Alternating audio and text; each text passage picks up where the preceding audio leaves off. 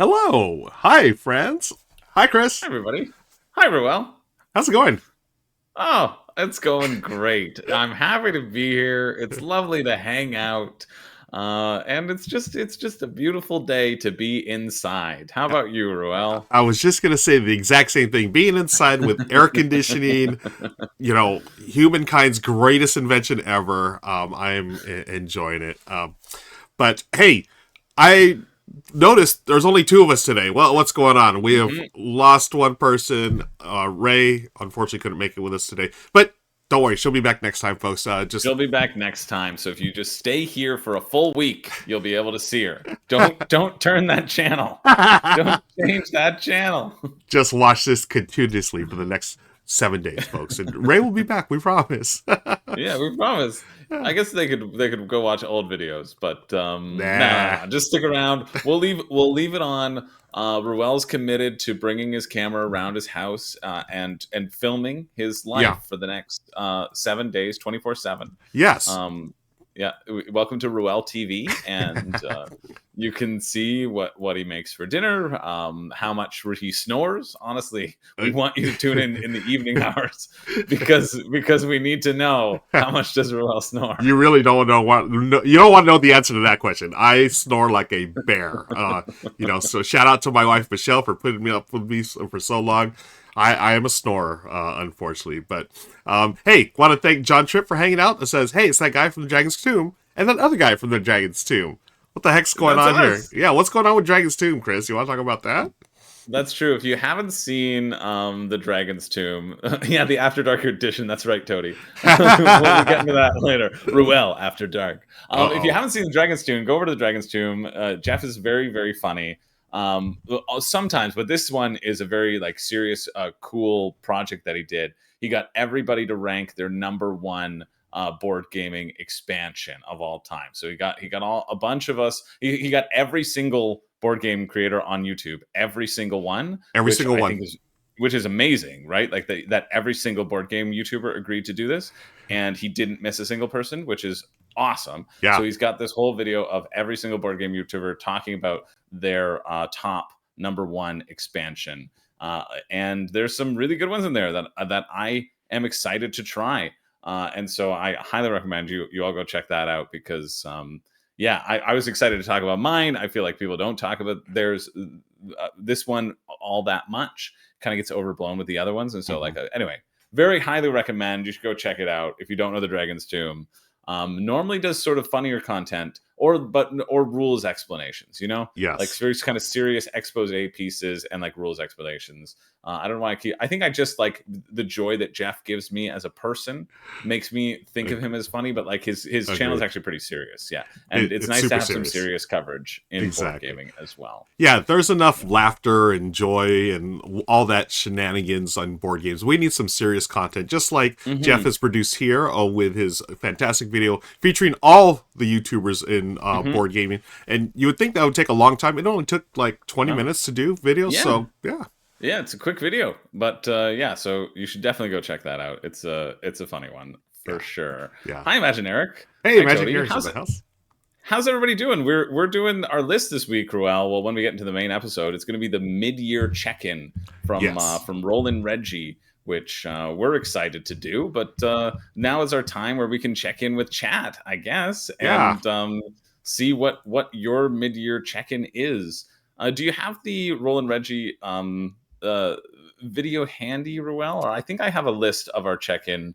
I have a list of the questions that I can copy and paste in there Oh, right okay. now. Yeah, go I'll ahead. copy it into chat right now. Yeah, and And the last one, mhm. yeah, may not be. Oh, I reached the character limit. There we go. Okay. What's your personal favorite? It was going to be personal favorite video. Yeah, no. Well, what I was gonna say is I just got Reggie's video, so I'll put it on top right or put it on the screen right now, and we can watch that while we chat about this mid-year challenge. Now we did this last year. This is the second time we've done this. hmm Yep. Okay. Wow. I'm Okay. excited. Yeah. I'm excited because I know you framed the questions as 2024 questions, but Hmm. I just ignored that completely. And I'm really excited to see how mad Richard gets at me for ignoring that completely. I was like, nah, I did put a video that I did this year for my favorite video that Mhm. we'll talk about at the end, and then and I did do for art direction one that I think is like a really cool art direction. But for everything else, I was like, nah, this is what I played, and this is like my favorite game of the year so far. Nice. Awesome. Yeah, I can't wait to go through this list. Folks, we're doing this. I haven't looked at the list because we got the list a little late in the game this time. So we're just going to go and chat about all these games. I'm watching Reggie's here. I have not played the Sea Salt and Paper Oh expansion yet. no! No, I played the Oh, base the game. expansion. Yeah, but not Okay. the expansion. Have you played the expansion? What does it do? Do you know? No, I've just played the base game as well. Does anybody in chat know what the expansion does for Sea Salt and Paper? I Yeah. just assume it adds more cards, different scoring conditions. Yeah. I would guess that it would be one of those expansions where, oh, this is a fun game. Let's guess at it. Let's guess mechanically what it could be. My guess would be that you'd have to remove cards. That would be my bet, Oh, is that you would still have the same amount of cards in your deck, but okay. you would remove certain sets and you would add in certain sets, very Yep. Sushi Go party like, Yeah. and to sort of mix up the the the game. Yeah. That's my bet. That sounds totally reasonable. I had to pause right here. I mean, Reggie's got a dog. We got to Oh yeah, show some I love to mean, the come on. doggo. Yeah. But I think that probably makes the most sense, Chris. It just, like you said, just swap in a set, swap in, swap out, swap in. I was thinking, I mean, would it be able to introduce a whole new mechanism to the game? Like, it's basically set collection with that little push your luck element to it. I Hmm. don't know what else we could add to it. I mean, it's a pretty darn good game. So I can see it just like you said, just being, here's here's a set or a couple of different sets to replace them, or you just add them all in. So you have this, the big, Sea Salt and Paper Plus game, I guess. Oh, imagine Eric saying it's just 8 cards. Oh, that's Okay, it. so Oh, so okay. it's not. We're thinking two out of the box. Sea Salt and Paper. If you're listening, you're welcome. Um, yeah, John Tripp says it turns it into a co-op skirmish game. Oh, okay, perfect. Yeah, that's Perfect. perfect. I'm in. Yeah. Imagine Eric says, yes, it is like a pack of cards. It does add new ways to score some of the existing cards. So I have to go Okay. back and look for more specific. But if it's only 8 cards, so that's really important information. Yeah. Because what you can do with 8 cards versus, an entire new stack of cards. Right. And I like that it's 8 cards. I bet that's the amount that fits in the box. Yeah. I wouldn't want to Exactly. have to carry around a second box. That's right. As you can see here, folks, check out Rolling Reggie's video. It's live now, so we're going to be answering all his questions here as we go along. So super excited to do this, and thank you again for joining us. We are going to be recording this for YouTube. You're watching the pre-show right now, which I should type in there. But the pre-show, what we do is hang out, chat with y'all. Then we do a post-show after we're doing the YouTube show, where Richard, Chris, and I will be talking about games that didn't quite make the cut.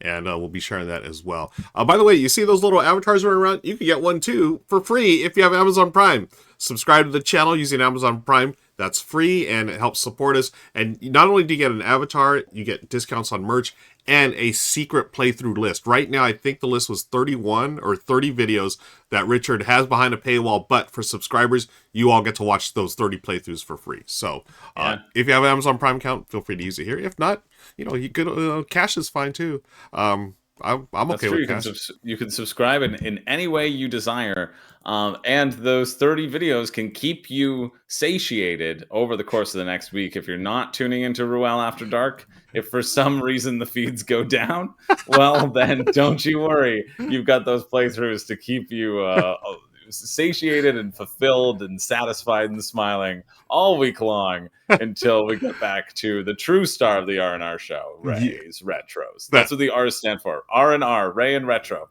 that's who we miss, folks. We miss Ray. We want to shout out Ray. We hope Ray's doing well. And I think for the first time in the show ever, Chris, not only once but twice, we've said the word satiated. That's a tremendous word and well played, my friend. Hey, I love that word. You know what other word I love? I love vehemently, which I'm fighting Ooh. for to be in a rap right now, but I want Oh, to keep it. But I we'll see. like that word. Vehemently. Good Yeah, I like word. that word too. Imagine Eric says, is number one our favorite game that was released in 2024 or played in 2024? Well, that's up to you. Ruel, what would you say? I say, Did you do all 2024 titles? you know what? I know I didn't do all 2024 Okay. titles, But Okay, great. Yeah, me neither. I think spoiler alert, I think my best favorite 2024 game it was from this year. Yeah. It Oh, just okay. happened to be It just happened to be that way. just Yeah, happened to be that way. mine is not from this year. Mine is I think from last year. Oh, okay, cool. That I think it was works. 20 I think it was 2023, but I'm checking if it was 2022. Yeah, it was Okay, 2023. so still pretty recent. Yeah. But It's yeah, I think for this mid-year check-in to just say like the yearly thing, like we talked about 2024 titles last week, right? Or the correct. last time we were on this, Hmm.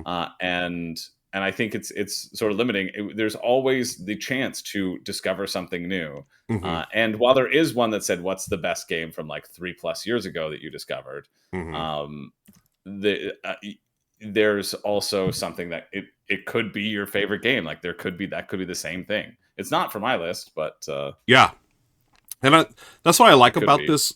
I really like about this list that it is you can totally tweak it to your needs, right? Yeah. Do whatever you'd like, and it's a really cool thing that Reggie's done. Doing this thing, and a lot of people have been answering, his questions. They release their own videos. It's really neat to see. So, folks, again, check out Reggie's original video, and then you'll be able to see what we have to say here as well. Chris, before we go on, I forgot to ask you pre-show. How's the show going? How's that going?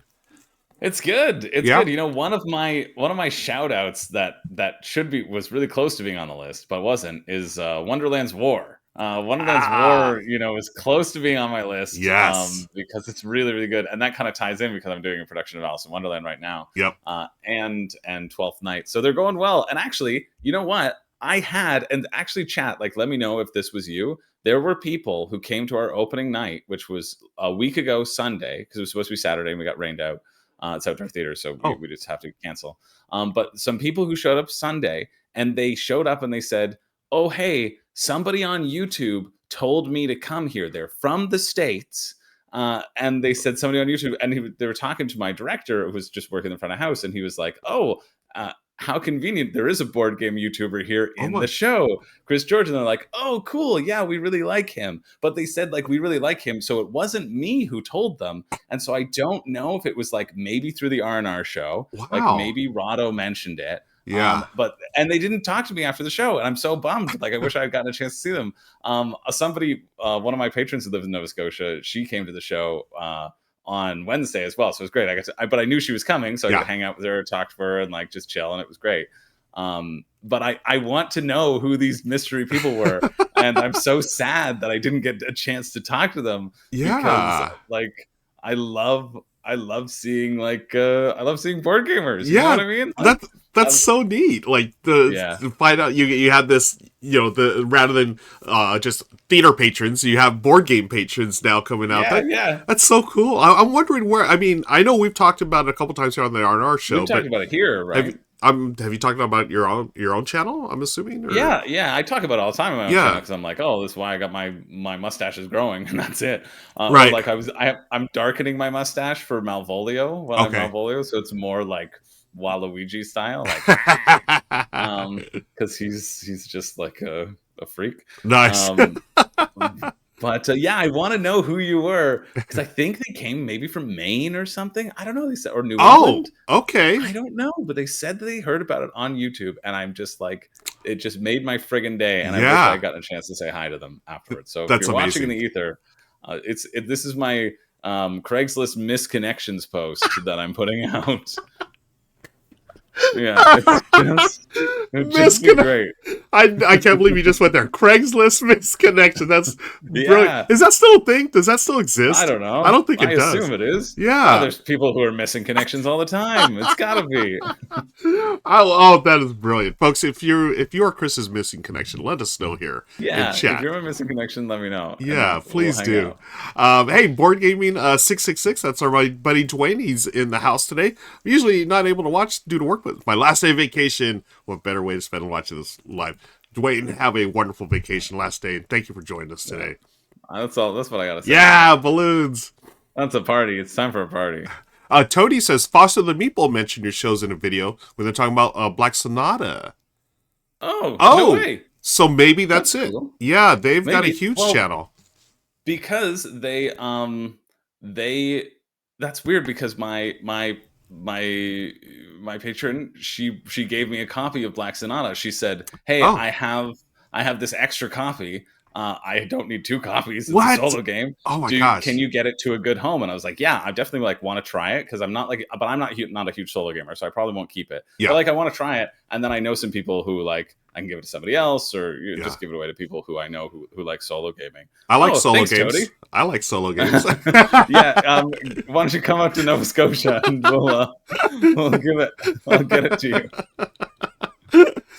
Oh, what? That's awesome though. So maybe it was Foster the Meeple. Maybe their Maybe it's Foster audience. Mutual. Yeah, that's great. Thank you. Honestly, they're like literally an hour away from me, and we just like schedule wise with like the theater schedule and like their schedule, we're Hmm. so at a conflict. Like we've been every time I'm in Nova Scotia, we're like, yes, this is the time where we hang out and Yeah, we film some stuff, and it never works out. But that's very nice that they yeah. pitched it, and maybe we'll hang out sometime in August. That'd be cool. You know, it's a running joke here in California, at least Southern California, a running joke where all the content creators, there's a bunch of out here. We never see each Right. other in California. We only see each other like in Indianapolis for Gen Con or, Yeah, PAX yeah. Unplugged Festival. It's so ridiculous that it's, but schedules, like you said, It's it's just funny. schedules, right? Yeah. Yeah. Folks, thank you for sharing your games here. We've got Toady Hmm. talking about Final Girl, Rolling Realms, Gentle Rain. A lot of great ones there. Jeremiah Blob was saying, are we talking about our favorite words? Well, we were, but now we're going to move on to talking about games. What was the word again? Satiated. Satiated. Satiated. Yeah. Well done. That's a great word. Moving right along here. Only 7 more subs until bonus video. Ooh, Temple Town. I didn't know we were that close. Wow. Yeah. So, folks, you You subscribe to should the channel, tweet you at unlock Richard. free stuff. Yeah. What should we make Richard play? I'd say he plays like a combat skirmish game, as John Oh should yeah, let's We- make him play something that I'll hate. Yeah, right? Let's make him play Warhammer. Warhammer, yeah. I That's a think total I Richard game think there, it's right? gonna be. I think it's gonna be Warhammer. I feel pretty confident saying that the secret video will be Warhammer, if it happens on this stream. Exactly. Um, Exactly. That would be so funny. don't please don't sub if you think it's gonna be Warhammer. It's not gonna be Warhammer. It's not going to be Warhammer, Like, folks. I can't even perpetuate this myth as a joke because like I don't want to lead people astray. Yeah. Hey, But that would be hilarious. maybe. Why don't we do one of the viewer rewards here? So, folks, you can spend Rahdo points and request stuff. We've got a request for a this or that from our friend Goblin. Goblin, we're gonna mark this here. You spend your Rahdo points. You can request all kinds of cool stuff. So, this or that. Chris and I are gonna have you chat. Give us 2 items. We're gonna select this or that. So, peanut butter or jelly, which one? We're going to talk about why our answers are the definitive correct answers for all of time. So go ahead and start that, and we'll keep an eye on chat and start doing the this or that. Have you done this segment of the show before? We've done this Oh before. yeah. Okay. Oh yeah. That's why I threw one in right away. Yeah. Cards or dice for a while to get us started. Man, this is tough. I'm going to tell you, Cards or dice. this is really tough for me. So I love rolling dice, just the tactile sensation of rolling Yeah. dice. Rules everything, but I feel like you can do more in a game with cards, multi-use cards and whatnot, and that's why I choose dice, Chris. It's all about dice. Wow, I really thought you were going for cards. The heart wants what it wants. Exactly. What about This you? is a tough one. It's a really tough one. I ask it to like designers when for like lightning rounds that I've been doing for the World Series of Board Gaming, any of their like interviews that I've been doing, and I don't actually have an answer. I think my heart wants dice, Yes. but my head wants cards. I think I'm exactly like you. Yeah. But I'm gonna go with my head because my heart never helps me out. Anyway, so Nice. Tony 1018, thank you for subscribing with Prime. Folks, again, Prime, it's a free sub. Tempo Town says cats or dogs. I feel like I know where we're each gonna go with this, but I don't know. Do you know where I'm gonna go? I mean, it's got to be cats for you, right? No? You've got like 3 cats, don't you? I have 2 cats. Okay, yeah. I have 2 cats, and I absolutely will pick dogs. 100%. Dogs are better. Like, I'm sorry. We were gonna get. I mean, like, my girlfriend's gonna probably bust into the door, and scream and shout at me. But it's got to be dogs. Dogs are so cute. They are. Yeah, I got to go with dogs. I have dogs, but that doesn't mean I do love cats too. I used to have a cat. Here's a fun fact. I used to have a cat named Elvis. I named my cat Elvis many years ago. Yeah, that's Yeah, cute. yeah. But now we I got dogs.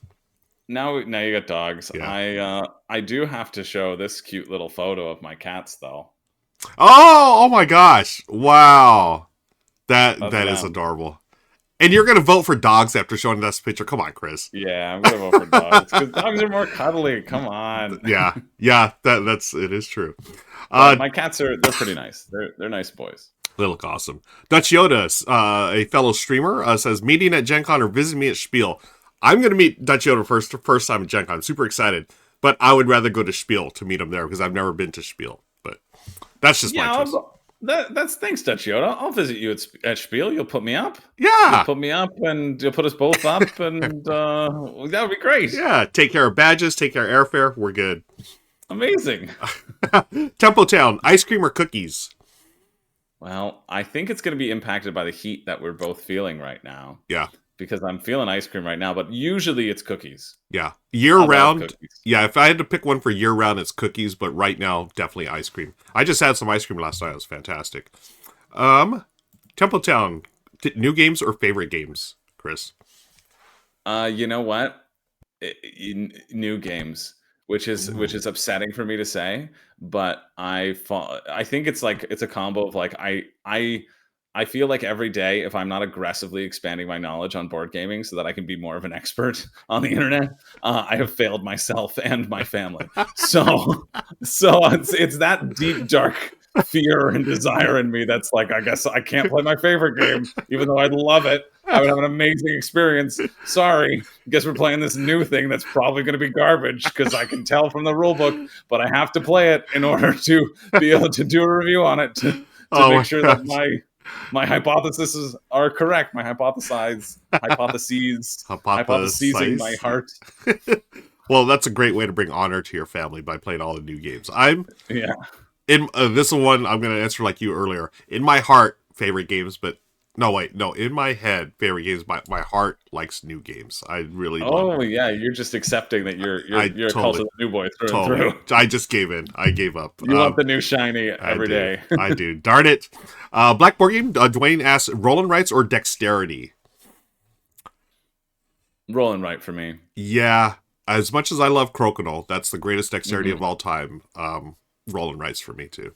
I think you're forgetting about Bounce Off, but that's right. Bounce Off. All about. Is that still in print? I need to get a copy of that after. Yeah, you can get a Temu knockoff called Game Bounce too as well on Temu, which Temu. I also have. We need them as a sponsor sometime.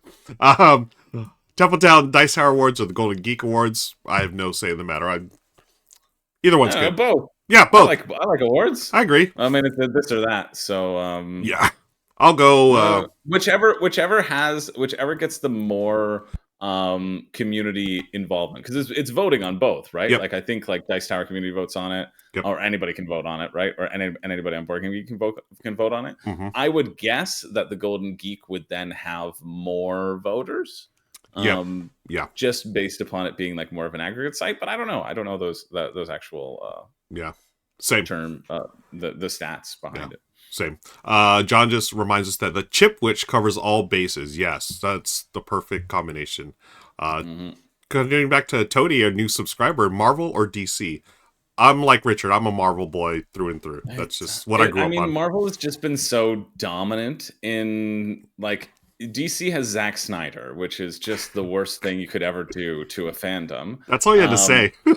Right? Like, and Marvel has so many other better things, even with their like overabundance of shows that make people have Marvel fatigue and nobody likes Marvel anymore because they put out too much, mediocre stuff. But hopefully they're rolling it back, right? I still like a good Marvel show. So do I. Which leads us into Templetown's movies or TV, Chris? I think you got to go with TV. I think TV just like creates such broader storytelling. You can do so much more in 10 hours than you can in 2 hours. I mean, like a good movie's great. Yeah. But although I did see, what was the last movie you saw? In theaters that you went out to the theaters? In theaters, Godzilla -1. Oh, nice. Yeah, I saw that in theaters too. Fantastic. Oh, It was it was brilliant. good. And, Yeah. we got to see it in, they have these, oh, what's the theater name? Cinemark. They have D-box seats, so you sit there and it Mm, shakes and stuff, and oh, it was cool. awesome. Yeah. Yeah. Awesome. Yeah, that was a great one. That one was really I fun really for like that sure. one. Have you watched, there's that one on Apple TV that's based on Godzilla, but it's like more focused on the humans. It's a series. I forget the name of Oh it. no. Yeah, it's supposed to be really good. It's like Kurt Russell's the lead, and or is it Kurt Russell's son, or maybe both of them? I don't remember. But anyways, I want to check that out. But yeah, I'm going to agree with you too. TV for me as well. We got a couple Yeah. more here. We're going to wrap this up real quickly, folks. Meeples and Mocktails, hi, come on. Thanks for joining us. Power Rangers or Super Sentai? I'm not familiar with either of those, honestly. I know Oh, Power Rangers a little bit more. Super Sentai is like just the Japanese version of Power Oh, Rangers, right? okay. Okay. I think that's what it is. Yeah, it is. I just looked it up. Was Power Rangers Um, based on Super Sentai? I assume it must be, but I've never really seen either. But I'm gonna go with Super Sentai because Japanese shows Yeah. are always better, Yeah, right? especially in that like sort of like kaiju fighting era where they just like morph together. That Totally. just feels like yeah. Absolutely. Yeah. Hey, ITO Hernandez, thank you for joining us. Jeremiah Blob, the show I was talking about, Monarch. That's the show, the Godzilla show. Mm, And yeah, cool. it's supposed to be really good. Got to check it out. One more here, folks. We've got Jeremiah Blob saying combine them into Flick and Right. What is this? Oh, roll and write war games or dexterity pick up and deliver. Ooh. See, in that one, I do dexterity pick up and deliver. I think I would too. That's, To that's me, really that I just imagine throwing stuff, right? Throwing a ball around or yeah, something. Definitely, yeah, yeah. definitely that. All right, folks. I, So I do like Imagine Eric says DC, more like DZZZZZZ. Am I right? I don't quite get the. If only it was called a different something different than Z, but it's not. It wouldn't work. I don't know, but I get it. I see what you're saying. Yeah, yeah, yeah, totally. I had no idea for years that Zed was like an actual thing that people said. I thought it was just in reference to zombies, but it's a Oh, thing. really? Yeah, that's No, all. it's Canadian. Yeah, it's It's total what? Canadian. Yeah, it's Canada. What It's is? Canada says if we have our ABCs don't rhyme. It goes W X Y and Z. Wait, do you sing the song too? Does it? Yeah, yeah. It's No A B way. C D E F G. We go with W X Y Y and and Z. Z. And it's just like such an abrupt and unsatisfying ending. But that's how you learn it up in Canada. That's Hey, how you do. I will never forget that now. Yeah, I'm gonna say my ABCs now with Z from now on, folks. Why don't we get to the show because we got a lot of games to cover for this episode. That's true. So, And I'm going to talk way too long. yeah, so am I, and I'm gonna take a sip of water, folks. Again, thank you for sticking around and hanging out with us today. We got a great show coming up real soon. The anticlimactic alphabet. Yeah, that's a show I would watch. That's the newest villain that Super Sentai have to take out. Dutchio says it's also Zet in Dutch. Oh, There you interesting. go. Okay, cool. Um, See, it's that this- European influence. It really is. Yeah. Let me get this stuff off here. Okay, that's gonna go there. Hey, I'm gonna go to the browser. No, wait. I've heard that joke. Bing was saying the old joke of how Canada got its name. You just pull letters out of a hat. You go C-A, N-A, D-A. So that's how you spell Canada. Oh my gosh. Well done, Big. Thank you. Okay, Yeah. so we're gonna do the show, folks. This is the mid-year check-in. Thanks to Roland Reggie for doing this. We're gonna roll the intro. If someone raids or comes in and comments, folks, let them know that we're recording this for YouTube, and we will engage with chat at the end for a post show. So stick yeah. around. And Chris, how we feeling? I'm feeling great, and like write your comments while we're chatting because Yeah. we get to see them. I like seeing them. I really desperately am looking forward to you all and talking to you all. So Yes. really, don't be shy in the chat. Just it'll just be like you'll know how a conversation with me and my father goes, where I say all the things that I'm excited about, and there is no response. I'm just kidding. I love my dad very much. I was gonna say, are we gonna go into some therapy now? Okay, cool. Said it for the joke. Jokes. Okay. Hey, Brian Ashman, thanks for joining us. Okay, I'm gonna pop another cough drop. Because y'all know once we start the show, I just tend to start coughing for whatever reason. Well, I have that effect on a lot of people. Every time they see me, they You just do. go, I just they start dry heaving. I think it's more of a dry heave than a cough, to be fair. okay. Which is normally what happens, but So you're used yeah, to it. yes, Okay, and great. yes, Imaginary, please feed me with the best material. I will steal your jokes, and I will be happy to do so. And I Yes. will not give you credit whatsoever. I'll say that's my joke. You know what? Actually, normally I try to give credit, but today I'll say this is a joke I came up with, and only me, and then only you in the chat, and only people watching the free show will actually know why I'm saying that. I like There you that. go, folks. So yeah, stick around for that. Let's get going. We're gonna have Richard do the intro, and then we're gonna do the show. All right, here we go.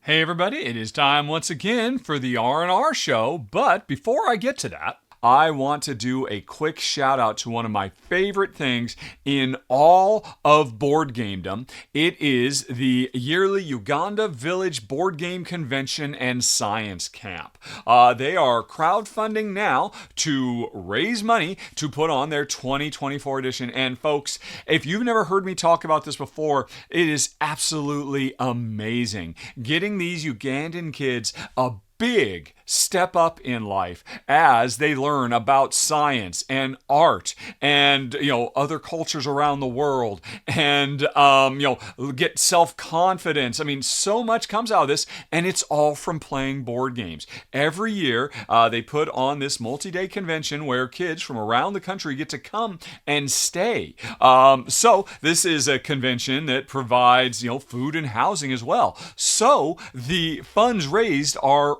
absolutely essential to its success, and you can help out too. I mean, just look at these kids. I mean, this is literally, you will find no better example in all of board gamedom, the idea of board games actually changing lives, improving lives, and you can help out with this.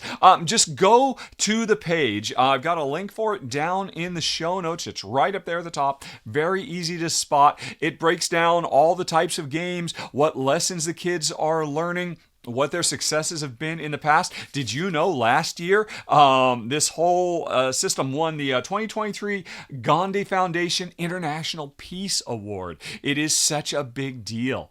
And the kids are learning so much. It's instilling in them a love of board games. I love one of the features they talk about here is talking about their own cultural board games that they can enter a big what do you call them, tournaments, and win deluxe versions of the games they play themselves that are representative of their own culture, as well as being introduced to Twilight Imperium of all things. Look at that, playing Twilight Imperium. It's just absolutely fantastic, folks. I can't stress enough, anything you can offer, you can just type in whatever you want. They've also got some backer levels if you want to actually put your name inscribed on some of the tables or chairs or whatnot.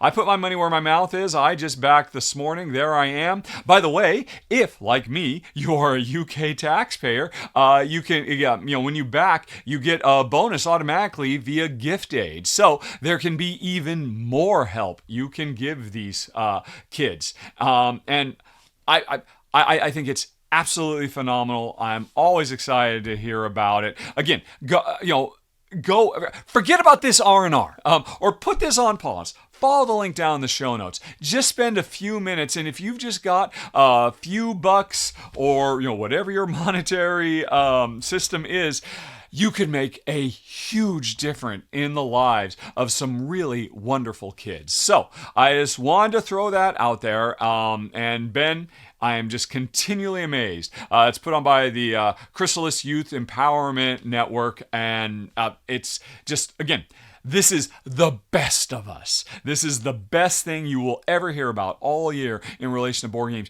and you can help make it better. So please consider. Okay, let's get on with the show.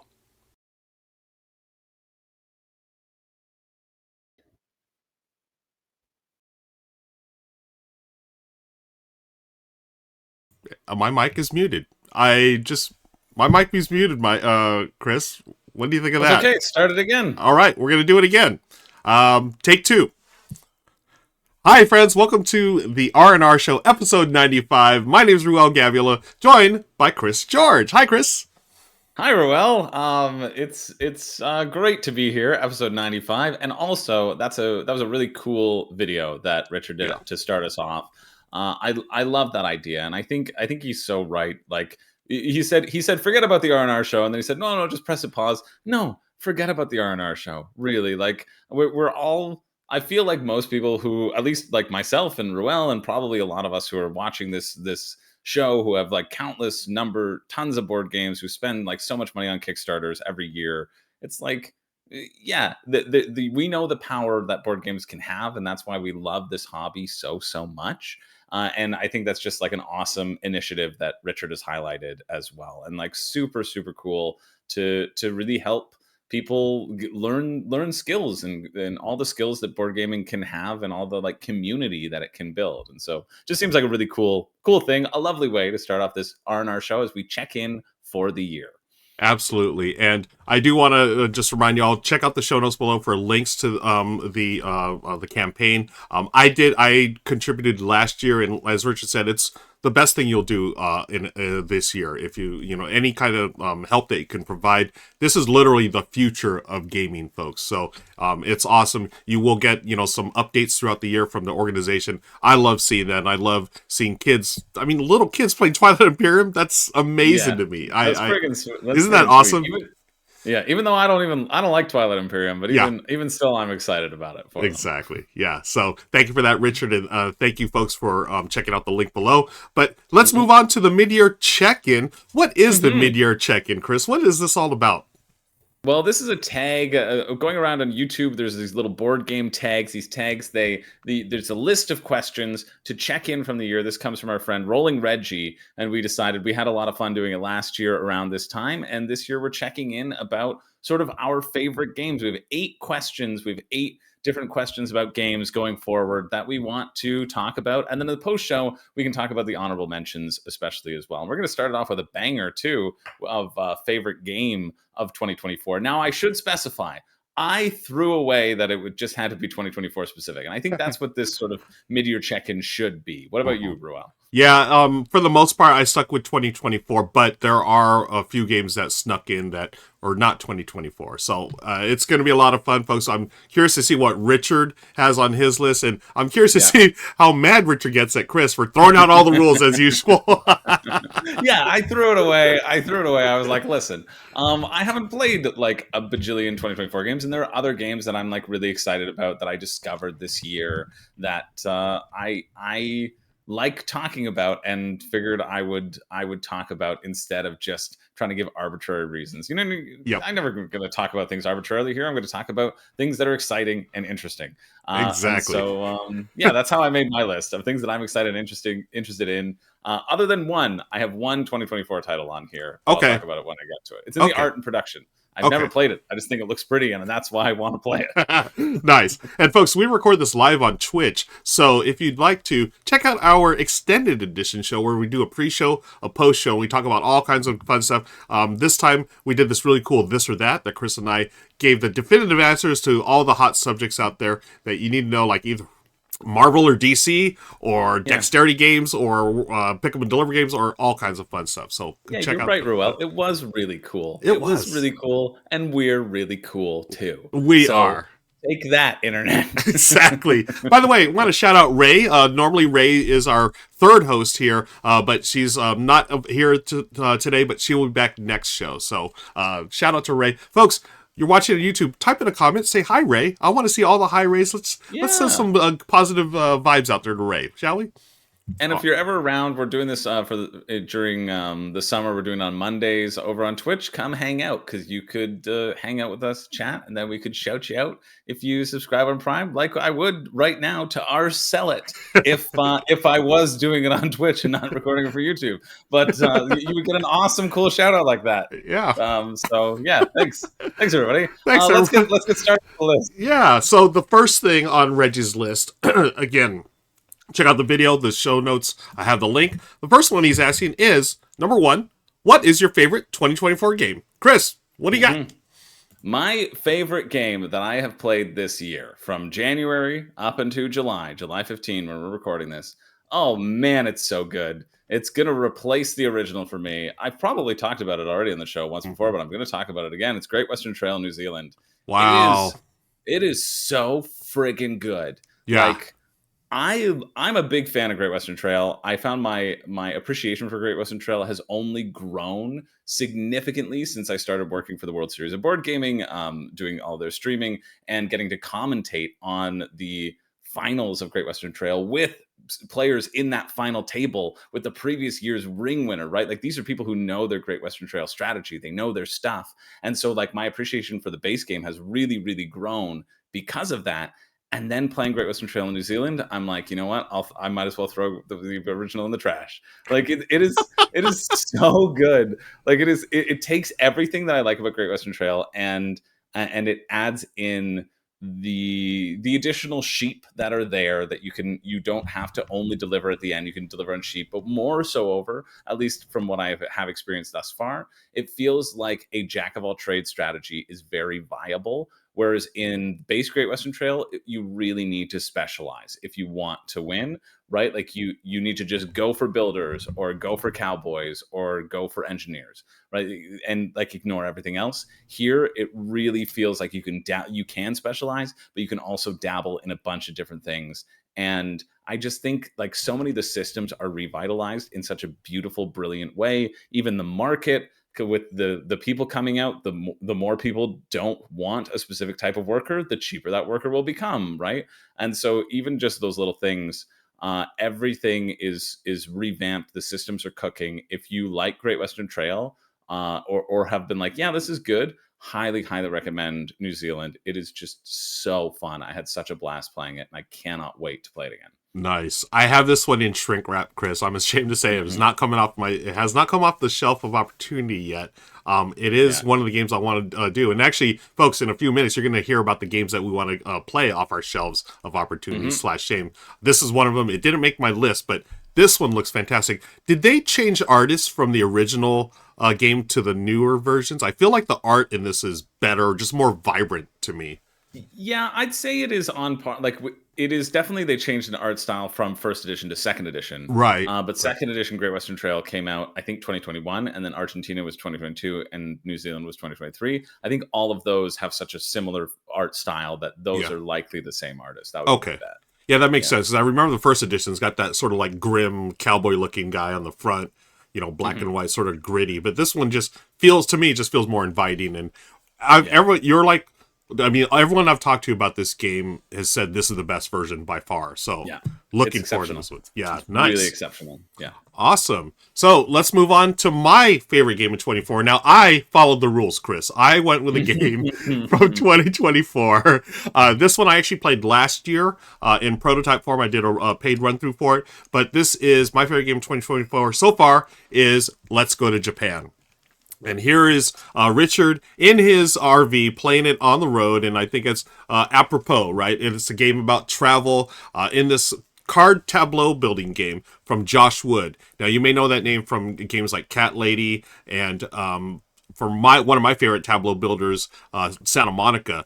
This one takes the cake. I think this is a absolutely fantastic, brilliant game of, hey, I'm going to plan a trip to Japan and draft cards and build a tableau. As you can see there, it's literally a calendar, Monday through Saturday.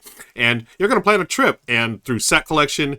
And also, it's got this really neat thing at the end of the game where after you play the cards, you're actually going to see how you travel. So you need the tickets to go from Tokyo to Kyoto and back. So you want to go for to get the most points or whatever, you want to travel, but you want to do it in a way that's most efficient, where you're not just spending all your money on these tickets and like all of a sudden it's like, oh, I can't get there anymore. Darn, I'm not going to be able to score those points. It is so good. The tableau building, sort of like the engine building, and also just that final spatial sort of puzzle where you're trying to move around from one day to the next, hoping you have the tickets to do it. It's brilliant. It has a solo mode, which y'all know I love solo games, and thematically, it's absolutely awesome. The story behind the game, Josh had planned on going to Japan with his partner before the pandemic. They started planning, and then the pandemic happened. They had to stop. They weren't going to go to Japan anymore. So he said, well, I'm just going to make a game about going to Japan, and that's what this is. It is a game about planning a trip to Japan, and everything is he's like Josh. I've been able to hang out with him a couple times and talk to him in person. He is so into the theme, and he did everything in his power to make sure that this is like totally correct with going to the different tourist spots, all the different restaurants, the foods and stuff. This is all accurate, and it's an awesome game. That's why so far in 2024, Chris, Let's Go to Japan is my favorite. Nice. Well, let's keep it moving because I know we're going to be behind time. So let's just go right to Richard. I agree. I'll try to keep my pace up too. Cool. All right, Richard. Richard, what's your favorite game so far? All right. First of all, let me say, in case the guys haven't already, thank you to Reggie of the great channel Rollin' Reggie for getting this whole thing kicked off. I really love this thing. Second year we've done it, and it's just a fun thought exercise. And Chris Noel, I love seeing you guys approach this from completely different angles. Chris said, hey, favorite game I've played, period. In 2024, and he gives it to Great Western Trail, New Zealand specifically. Yeah, you know what? If you're going to make me play Great Western Trail, that's the one I want to play because it is the best of the series just because they finally did something interesting with the cards. It only took them 3 games to do it. Too bad I would never play Great Western Trail if I could play Maracaibo instead, especially with the Uprising expansion. But a reasonable choice. And then, of course, Ruel went the other way. Hey, favorite game I played so far, that is a 2024 game with Let's Go to Japan. I thought that game was brilliant, and I bet it's going to make a lot of top 10 of the year lists come the end of the year. Josh Woods totally knocked it out of the park. I can't wait to try it myself with some of the expansion stuff that is available for it that looks really, really cool. Passports and whatnot. Okay, so what am I going to do? What the heck? I'll split the difference. I'll go both ways and totally cheat and tell you, first of all, what's my favorite game that was published in 2024? Well, that's going to be Windmill Valley, which I believe is going to blow up at Gen Con in a few weeks. When people can finally start getting their hands on it, it totally cements relative design newcomer Danny Garcia as one of my all-time faves. We started with Arborea and then went to Barcelona, and now, this is 3 for 3, knocking it out of the park. And he's not done yet. He's got a great expansion coming and more stuff coming later in the year too. But anyway, this game, there's no way it doesn't make it into my top 10 for 2024. This is the best use of gears as a mechanism to track the passage of time and change the core system you find yourself in better than any game that's ever done it before, including the OG Zulk and the Mayan calendar. And it's also publisher Board and Dice's prettiest game ever. It's absolutely amazing, and when people start getting their hands on it, I think I won't be the only one singing its praises. But to now borrow from Chris, if I were just to talk about the best new game I've played in 2024 across the board, that would have to be 2023's Daybreak, which is now retroactively my number 1 game of 2023. It is my 12th highest ranked game ever. It's one of the few games I give a 9 out of 10 to. Rounded up, it's pretty much a 10 out of 10, and I think it's absolutely magnificent. The way, well, first of all, the way it tackles the subject matter of taking proactive steps to solving the fundamentally biggest problem we face as a species today, climate change.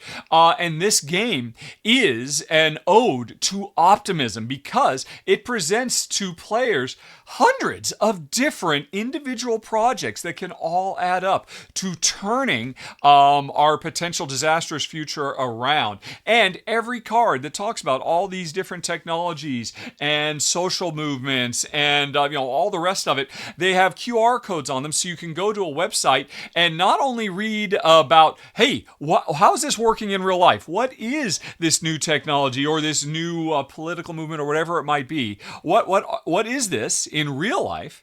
How is it happening in real life? How could you get involved with it on a local level? But then on top of that, it also tells you about it in game terms, how to play the card strategically and whatnot. That in and of itself is amazing, and I think is a potential look into our future of board games as we find new ways to enhance the overall experience with digital QR codes. I mean, this is probably going to go on my most innovative things for 2024 as well. Or, I'm sorry, I should say 2023, because this is my best game I played in 2023. Anyway, though, all that aside, it's a crackerjack, amazing, absolutely phenomenal, what do you call it? A cooperative game as well, where players are working hand in hand, representing different nations around the world, and your success is incumbent on me finding ways to help you and make up for your shortcomings while you're doing the same thing for me. And folks, this is what we need to be doing in the real world as well. So this is the strongest message game I've ever played, the most important message game I've ever played. And hey, on top of all that, it's also one of the most fun cooperative games I've ever played. It's absolutely amazing. The best thing I've played so far this year has got to be Daybreak. Okay, back to you guys. Hey, he talked about 2 games. What's up with that? 2 games, Richard? Come on. Cheater. Everyone's breaking All the right. rules these days. Oh my gosh. We gotta pivot. We gotta pivot roll. We gotta do 2 now. It's all blown up. Exactly. But hey, both those games, I know Rich has been really hyped about them. I've not played them, but I'm really looking forward to them, especially Windmill Valley, because Danny Garcia, Barcelona, done some really fantastic games. Yeah, I think both are really cool. I think Windmill Valley is going to be sweet because I really love Solkin. I love that concept. Yes. It's going to break my brain a bit, but and what I think is really interesting about Daybreak is that it used to be called Climate Crisis. I was looking that up beforehand, like as Richard was talking, because I remember it when it was first announced. It was like, this is Climate Crisis, and then they changed it to Daybreak because I think people didn't want to play a game called Climate Crisis, even though it is about a climate crisis. And we do have to think about our impending doom when the planet collapses. It's all a sentence I came up entirely on my own. You come up with the best sentences, Chris. I gotta tell you. By the way, Daybreak just sounds better. I think it just flows better. Climate Crisis, Daybreak. It also reminds me of a Sylvester Stallone movie. Drop in the comments, folks, if you know about that one. Yeah. Anyways, let's move on. We've got plenty of games to cover. We're going to go to our second question on Reggie's mid-year check-in. It is, what is your most played game of 2024, Chris? You know what I got to say about that, Ruel? I'm cheating, but I'm saying scram! Scram! Get out of here! Scram! Honestly, when I look at my board game stats app, I'll tell you what my cheat actually was. It was actually coup. But I was like, you know what? It's these smaller card games in which they're easier to get to the table, and so you can play them more, and you can play them. I've been playing a lot of coup at lunch with the cast of the show that I'm in, and so like you're gonna bang out a bunch of games, and if I'm recording them as like plays, right, one game, they go by so quickly. So I decided to give it to Scram because I think Scram is just like a friggin' gem of a game. It is so good. It has no right to be as good as it is. It's based off of the game Golf, but I love it because it is the team version of Silver and the easier version of Silver. And I think I like it better than Silver. Silver, they're both by Bezier, and Silver has a lot more abilities. But with Scram, it's just like simplified it, and it's a thing that you can really get non-gamers into playing. It's a simple card game of you take a card on your turn. You take a card and you can exchange it with cards that you have. And you see it on the screen right now, they're exchanging it with the 2 7s, because if you have the same number of card, you can actually exchange them both at the same time. So it's all about exchanging you and your partner's cards at the same time, setting each other up to do like big swaps so that when you think you have the lowest score, you say, scram! Everybody else gets one more turn. You hope people don't swap in their high point cards into your hand, and then you keep going from there. It's just a really, really light, fantastic game. Highly recommend. It's like $12. I played it with my girlfriend's parents a ton, and that's probably why it ended up being so high. But just like, I really, really like this system, and this is a game that I took specifically because they like the card game Golf, which it's based off of. And I took it and I was like, I think I'm going to hate this. I think this is going to be horrible because I don't think golf's fun at all. And I was completely blown away by it. So just like a huge shout out to Silver and Scram. Really, really fun. They're so much more fun than they have any right to be. No, that's great. I know you talked about Scram before on the show, and this one really has me intrigued just because I remember playing Golf Solitaire as a kid, and it's okay, but just having it as a system in a large game, I think that's brilliant, and I can't wait to try it, and especially for such a cheap price too. Like, oh my gosh, I'm all Great about card that. game. That's awesome. Okay, so let's move on to my most played game of 2024. I've played it over a dozen times, and every time it's been an absolute blast. This actually just got recently nominated for a Spiel des Jahres award. It is I know what this is. Captain Flip. There it is, folks. I Nice. love this game. I love everything about it. It's one of those games you can explain as you play the first turn. It is so easy to get to the table. Basically, there's a tile of crew members, and you're trying to put them on your ship. And you just pull one out. They're double-sided. You do not look at both sides. You just pull one out. You look at that side, and you decide right then and there, do I want to put this on my ship? Or do I want to flip it and then place it on my ship? One or the other. And then, depending on the different characters, you're going to gain coins, or at the end of the game, you'll gain coins. It's either immediate or at the end.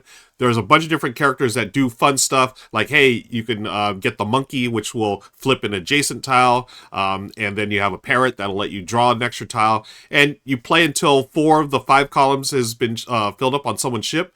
That's the end of the game. You count up your coins. That's it. It is that quick. And played it in like 15 minutes.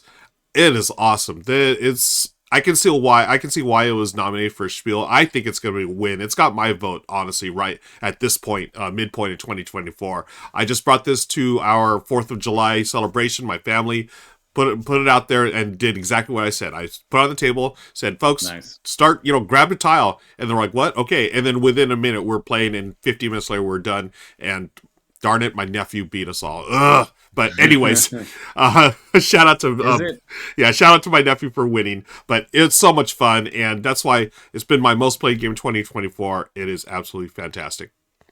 It's like simultaneous play, right? Everybody can just grab a thing, and then you flip, and everybody goes. And... No, you actually go one at a time, and that's you go around, you pass around. Yeah, but it's still that fast, and still moves really quick. Yeah, it really does. It's so good.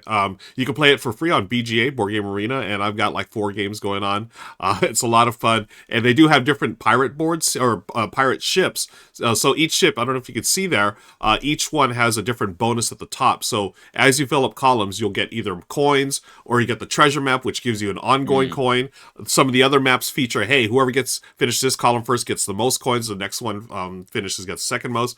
There's another board that has, to play in a column, you have to pay a coin, and all kinds of good stuff. So cool. It is fantastic, folks. Captain Flip, that's my favorite, or my most played game in 2024 so far. Let's move on and see what Richard has played the most so far this year. Okay, all right, let's continue. Most played game. I see, once again, there is a divide between Ruel and Chris. Chris, the rule breaker, Ruel, the rule follower. And I gotta say, I've played neither of these games, Scram or Captain Flip. If you had to put one in front of me, I definitely want to play Captain Flip because of all the attention it's gotten because of this Spiel des Jahres and all that. Plus, I think it's probably a little bit more attractive to me, but I'd like to give Scram a try too, somewhere down the road. Maybe. Not necessarily my kind of game, but sure, I'd give it a try. But hey, since they went 2 different ways, I'll go both ways again, and once again tell you about 2 games, starting with Daybreak. This is definitely the one I have spent the most time playing this year because it's about an hour long, and I've played it probably about a half a dozen times. Give or take, solo and multiplayer with Jen. And if I could, I'd be playing it right now, and I know Jen would too. But what else am I going to talk about? Well, the game I've played the most individual sessions of has to be Landmarks, which, by the way, I just made my video for it live today. This is a new game that's going to be launching at Gen Con. I just got a copy a week ago, and already Jen and I have really gone to town with this. We love it to pieces. This is basically takes the word clue-giving cooperative nature of Codenames and mixes in a healthy dollop and dash of survival exploration on a lush, mysterious island full of curses and treasures. One player, or group of players if you're playing team style, is trying to make their way back to base camp. The one clue giver is at base camp with a crappy walkie walkie-talkie and can only give out one-word clues. So you look at all the tiles that have already been placed representing where we've explored, trying to find our way to safety, and put a new tile out, a single-word clue, to tell the lost players where to go, how to avoid the traps and the curses, how to find the treasure or more caches of water, because we don't want to die out there in the jungle. And it's freaking brilliant. You can check out my run through. There's a link for it down in the show notes. There's links for everything we're talking about down in the show notes today, folks, after you're done with this, if you want to learn more. And this was such a fun video for me to play too, because I filmed it with my wife, Jen, and she was the one giving clues, and I think she did a better job than me at my own job. So anyway, Landmarks is definitely one to watch for. Jen and I, we probably played it now. We played it a few more times after I have filmed it, and that's something that never happens. And it's really one to watch for. Coming soon, one of my most played games of the year, Landmarks. Okay, back to you guys. Okay, so I'm glad that Richard had Landmarks here because I had it on my list, but it didn't make the final cut. But I'm so excited about Landmarks, Chris. It is brilliant, and it is a game that I tried at Dice Tower West earlier this year in prototype form, and I immediately said this is going to be a huge hit, and I really think it is. It's got that Codename-esque a wordplay to it, but it's got a map, and you're trying to figure out how to heck get out of the island or whatever. It's so much fun. And like Richard, I've got a live stream coming up real soon. I've played it several times already, and it's been a huge hit. Absolutely love it. I can see why you've played it so many times. Nice. That's cool. Well, we're going to move on to our number 3 on the check-in, which is what was the biggest surprise of 2024? Which 2024 game or what game in 2024 was the biggest surprise? And let me see. I don't think I think I cheated on this one too. I'm pretty sure I cheated on all of them. Nice. But maybe no, yeah, this was also 2023. I was like, maybe it came out like the very beginning, like maybe it was delivered Kickstarter. Because this was a Kickstarter. I didn't back it, but like I want to get my hands on a copy. This game is fantastic. It's called Darwin's Journey. Darwin's Journey was so good. It is at its essence like a real combo-y worker placement game. But the thing that I like about it, and the thing that I found was unique and interesting, is that you are slowly building up your workers over the course of the game, where you're getting these different seals or these different like stamps. They're basically colors, which I think they have a symbol, so you could probably play it too, Ruel. But you give them stronger and stronger abilities, and then later on there will be places where where the workers have to go where you need like 2 blue and 2 yellow symbols. And so if you want to ever use that space and that action, and you're kind of tailoring your builds as you move along, thinking about what actions you'll use in the latter half of the game, you have to invest in those workers earlier on, like having those stats. And I think that is just such like a really interesting concept. Plus the exploration down below is super fun.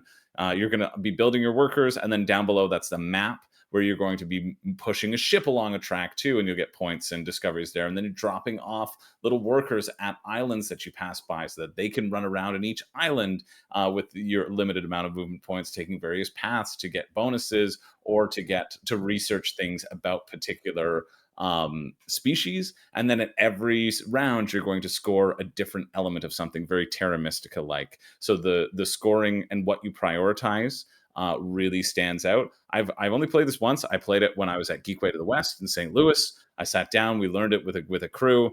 It was friggin' great. And it was just one of those games that like clicked really well with me. I saw the Matrix and I was very happy about that. So yeah, really highly recommend. It's like a little chunky Euro, but once you get a few turns, it starts to click. And then if you like combos, man, it's really great. Nice. Yeah, I'm looking forward to this one as well. Was there another game similar to this that was released at the same time? Am I getting this mixed up with something, Chris? I think you also might be thinking about In the Footsteps of Darwin, which is just nominated for the Spiel alongside Sky Team and Captain Flip. Yep. That's the third one in that. And it is not by the same company. I just did this looking up over the break because I was curious to see what the Spiel nominees were because I didn't know. So I can tell you that that's the right answer. But yeah, you might be thinking of that. That's exactly what I was thinking. Great. Cool. All right. Lots of games about Darwin. Let's move on to my biggest surprise of 2024. And I believe this might have made some people's lists in other categories. My biggest surprise so far is Skyrise. I fell in love with this game immediately. And it's a surprise to me because, Chris, as many games as we go through, in a year playing as content creators, there's still a ton that we just miss for whatever reason. They slip under the radar, or we just don't hear about. I had no idea about Skyrise, and it's one from one of my favorite publishers, Roxley.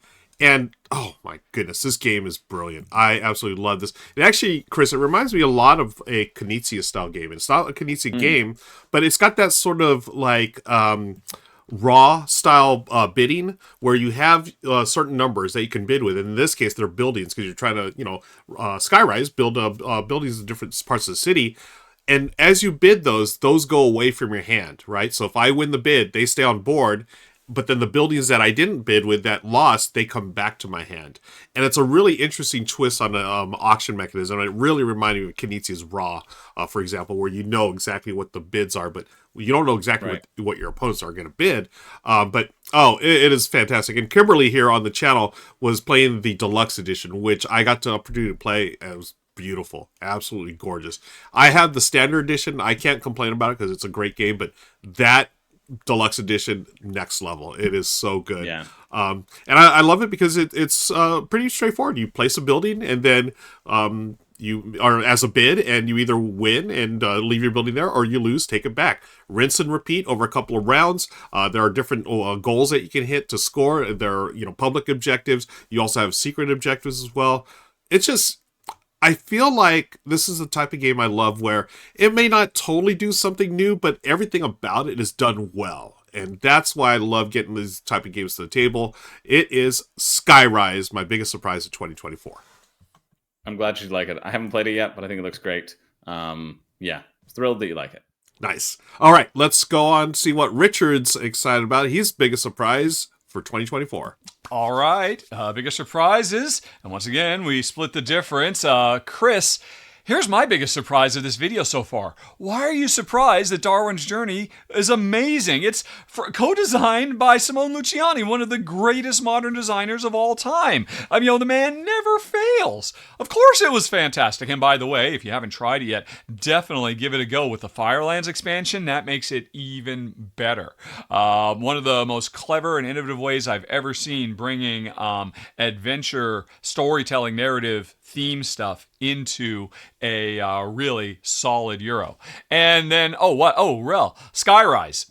Yeah, I guess I have to try this now. Shay originally covered it on the channel, so I never actually got to go, but I guess I got to give it a go now. But anyway, since once again, you two are going, with the past versus the present, I'll do the same thing. Best game I've played so far this year that was published in 2024 has to be Boblin's Rebellion in terms of mind-blowing surprise.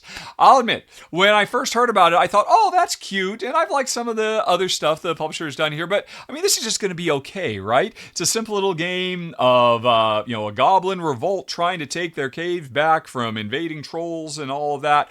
And it's interesting, it is an engine building game where you've got these little cubes that represent your little goblins, because Boblin the Goblin is leading the rebellion. And you are trying to get more of these green cubes, which, by the way, look adorable. You got little silk-screened goblin faces on them. Not that it matters, it could have just been green cubes.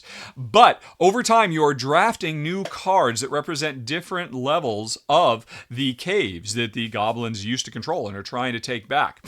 And you are trying to activate these caves with different types of goblins, assassin goblins and screamer goblins and stuff like that. But to get these higher level goblins, you have to basically train your basic level goblins. And you train these goblins using the cards that you are drafting so they can convert from one type into another, so they can be deployed on different buildings, different cards that you draft. So the interesting thing is there's a lot of games out there that are all about goods manipulation, right? Turning two lumber into a sheep so that you can feed your people or whatever. I mean, we've seen this a million times. In this game, there is only one good. They are goblins, but we are still manipulating them, turning them into different types of goblins or different goblin professions so we can move them through this engine of goblin training that we're creating. And then the most exciting thing about it is you draft a bunch of cards. You get more and more powerful to be using them and all of that. But eventually, once you've used a given card enough times, for whatever purpose it is, whether it's training goblins or scoring points or whatever, the card gets exhausted. It's been run into the ground, it can't do anything anymore, and then it converts into an in-game bonus scoring card or a card that will give you some other type of huge bonus. So, you're constantly building up an engine, but then ripping it apart the more you use it to do this good conversion of transforming one type of goblin into another type of goblin based on what you need at any given time. It's really good. It is so much more than I expected it to be. And so I gotta say, when I'm talking about 2024 games that have surprised me, nothing did more so than Boblin's Rebellion. But now, let's pull a Chris and talk about a game prior to 2024. Hey, it was in this same video I filmed with my wife, Jen. It's gotta be Mindspace. I was worried for a little bit, folks, that I was starting to run out of enthusiasm for roll and write. I was starting to think, maybe I've seen enough, but then Mindspace comes along and wow, completely reinvigorates my enthusiasm for the form because it brings something new in, and it once again convinces me that maybe my favorite board game mechanism of all time has to be conveyor belts, because this is a polyomino roll and write game where we are trying to fill up a grid. We've done this in many different ways, in many different games, many of them roll and write style. But what's interesting about this is you roll the dice and that tells you which of the on-offer Tetris-y type shapes you can fill in and what color they're going to be, because different colors represent different thought processes for the brain, and we're trying to fill our brain with compatible thought processes so we have a nice, well-balanced mental state. I love the theme, but what I love is at the end of every round, after each of us chooses, okay, well, I'll do a blue L, or I'll do a purple line, or I'll do a orange square. You can see it's on screen right there. All of the cards shift to the right. One of them is going to be gone and a new one comes out, and then we re-roll the dice. So you only have so long before that square piece is going to be gone from the game. But will you be able to do it in the color you want? You keep rolling dice, and every round, the square is getting one step closer to disappearing forever. I've really got to get the square. I've got the perfect space. But will it be the orange? I desperately need to be the orange. Oh, it's the blue. It's the blue again. Oh, now it's not. It didn't even come up with one at all. And the tension you've got because of this conveyor belt, taking risks, saying, okay, I could do this one now, but I'm going to wait and hope for the better one. And if it doesn't show up, well, you better pivot and come up with something else. The game is freaking brilliant. Never mind the fact that all the different things we are doing provide all kinds of really cool special bonus powers if you are doing blue pieces or orange pieces or green pieces. Really sharp game. One of my new favorite roll and writes. Definitely worth seeking out, folks. It was a huge surprise to me because it literally turned my whole mindset around and got me reinvigorated and re-excited about roll and writes, Mindspace. So those are two very big surprises for me so far this year. Okay. All right, great choices, Richard. I never would have thought that Boblins would be what Rich was talking about. I'm curious about that game now, and I've heard good things about Mindspace. So two games that I'm not surprised there's surprise about it. So yeah, looking forward to those. Let's move on to our fourth question on Reggie's list. It is, what 2024 games production/art has impressed you the most, Chris? I'll say mine in a second, but I do want to talk about Richard was like, I don't know why you're surprised about Darwin's Journey. And I was trying to reflect on that too. One, I didn't know it was Simone Luciani. Like, I really love Lorenzo Il Magnifico. I really love Grand Austria Hotel. And so like that probably would have edged me into it. When I played it, I just heard about it, but I feel like there's a sense where you can get bogged down with like so many crunchy Euros, right? Like I love crunchy Euros, and you always kind of feel, or at least I always kind of feel like maybe they're getting to be very similar. Like the more you play, it's all these crunchy mechanics. And then when you just sit down with one where everything works and the combos just work so well, I think that was like the joy. Like I expected to like it, but I didn't expect to be sort of blown away. You know, I'd heard Yep. good things about it. I'm like, it's a crunchy Euro. I know I'm going to enjoy this. But then like when something just hits you in your heart and you're just like, man, that was good, and like leaves you feeling refreshed, like that was a really good one. That's Oh, a I great could have put feeling. Hansa Teutonica on that list too, but that was Oh, also nice. first one. Anyway, didn't that's for the post show. That's for post show. Yeah. Mine you've already talked about, and I'm glad you did. I'm glad you like it enough to talk about it. Skyrise. Yeah. And I think I'm getting suckered in by the deluxe, because even looking at it, I was like, Yeah. is the art that good? It's just a bunch of towers. But I just like Roxley, I find, has such incredible production value. Like any Roxley game you get is gonna be beautiful. You know, like Radlands, friggin' the Brass reprint, Yes. like Brass Birmingham. Anything that Roxley touches feels like it's going to be just gorgeous. And I think Skyrise like is another one of those things by them. It's one that interested me for the gameplay, and I like that you like it. But I just think they do such a great job in their production value that when I was thinking about 2024 games, when I was thinking about art, it's difficult. So I was like, okay, fine, I'll limit that one to actually be 2024, because there's so many if it's like so broad. Yeah. But that one I was just like, yeah, like Roxley it makes gorgeous games, and shout out to Roxley. Yeah, you're right. Brass Birmingham is absolutely gorgeous, and also Santorini. They did that one. That's a beautiful game. Beautiful game. And I feel like, Chris, when you see that Skyrise Deluxe, it's like, oh my gosh, like. Again, I'm happy with my standard edition, but just playing the deluxe, I'm even happier, you know? So, highly recommend checking it out, man. Well, how about you? What's your art pick? My art pick is a game that we talked about on this show before. It could have filled a number of different categories for me, including surprise, and even it's in contention for Game of the Year. It is Gnome Hollow. I absolutely love Gnome Hollow. I just played it last night with a couple of buddies of mine. Nice. Yeah, it's so good, folks. And, it's a tile laying game. It's got some worker placement. The little cute little gnomes go out and do stuff. It's got a little part where you're selling your resources, so resource management. And it all fits together really neatly in this beautiful package where it was designed and the art was done by Amon Anderson, same person. So I was blown away by, you could design such a great game and also illustrate it. Totally mind-blowing. My friend Daryl, who I played with last night, he actually said, hey, you know what this reminds me of? And he'd never played before. He said, it just looks like a fairy tale book. I was like, doesn't it? It is gorgeous. Yeah. And then you get the player boards. And Ray has actually talked about this, Ray working for the op, of course. The magnets, folks. Magnets in the player board. So I love dual layer player boards. I'll throw all those out for magnets. The pieces have little magnets and they do not fall off. It is brilliant, and just that one little change, I love that. So that's why the production and art just totally impressed me. I absolutely love Gnome Hollow.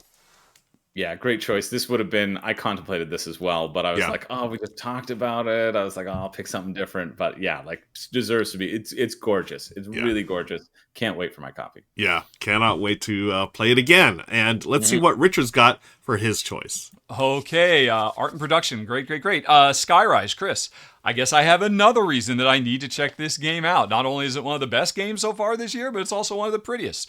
All right, sign me up. And Ruel, I definitely want to get signed up for Gnome Hollow. I am so desperate to try this thing. One word: magnets. When I saw the prototype last year, I was like, wow, this is a game changer for board game production. So many magnets, and as I understand it, they made it into the final product, and it's literally a game changer in the biggest, best way. So I'm really looking forward to if I can ever get a hands on my own copy.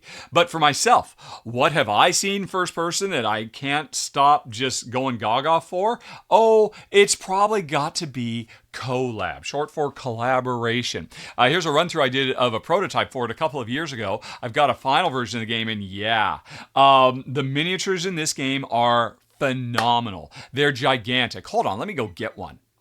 Should have thought that before I started filming. Look at these things. Look how big they are. They're as big as my hand. And they're really cool and dynamic and detailed. And they're different colors. No more of boring gray miniatures where then you just put a little plastic thing. No, you actually see them, unique colors. So there's so much more life and vibrancy. I wish more publishers would do that. There is nothing that turns me off more to miniatures than boring blah gray filling up my table.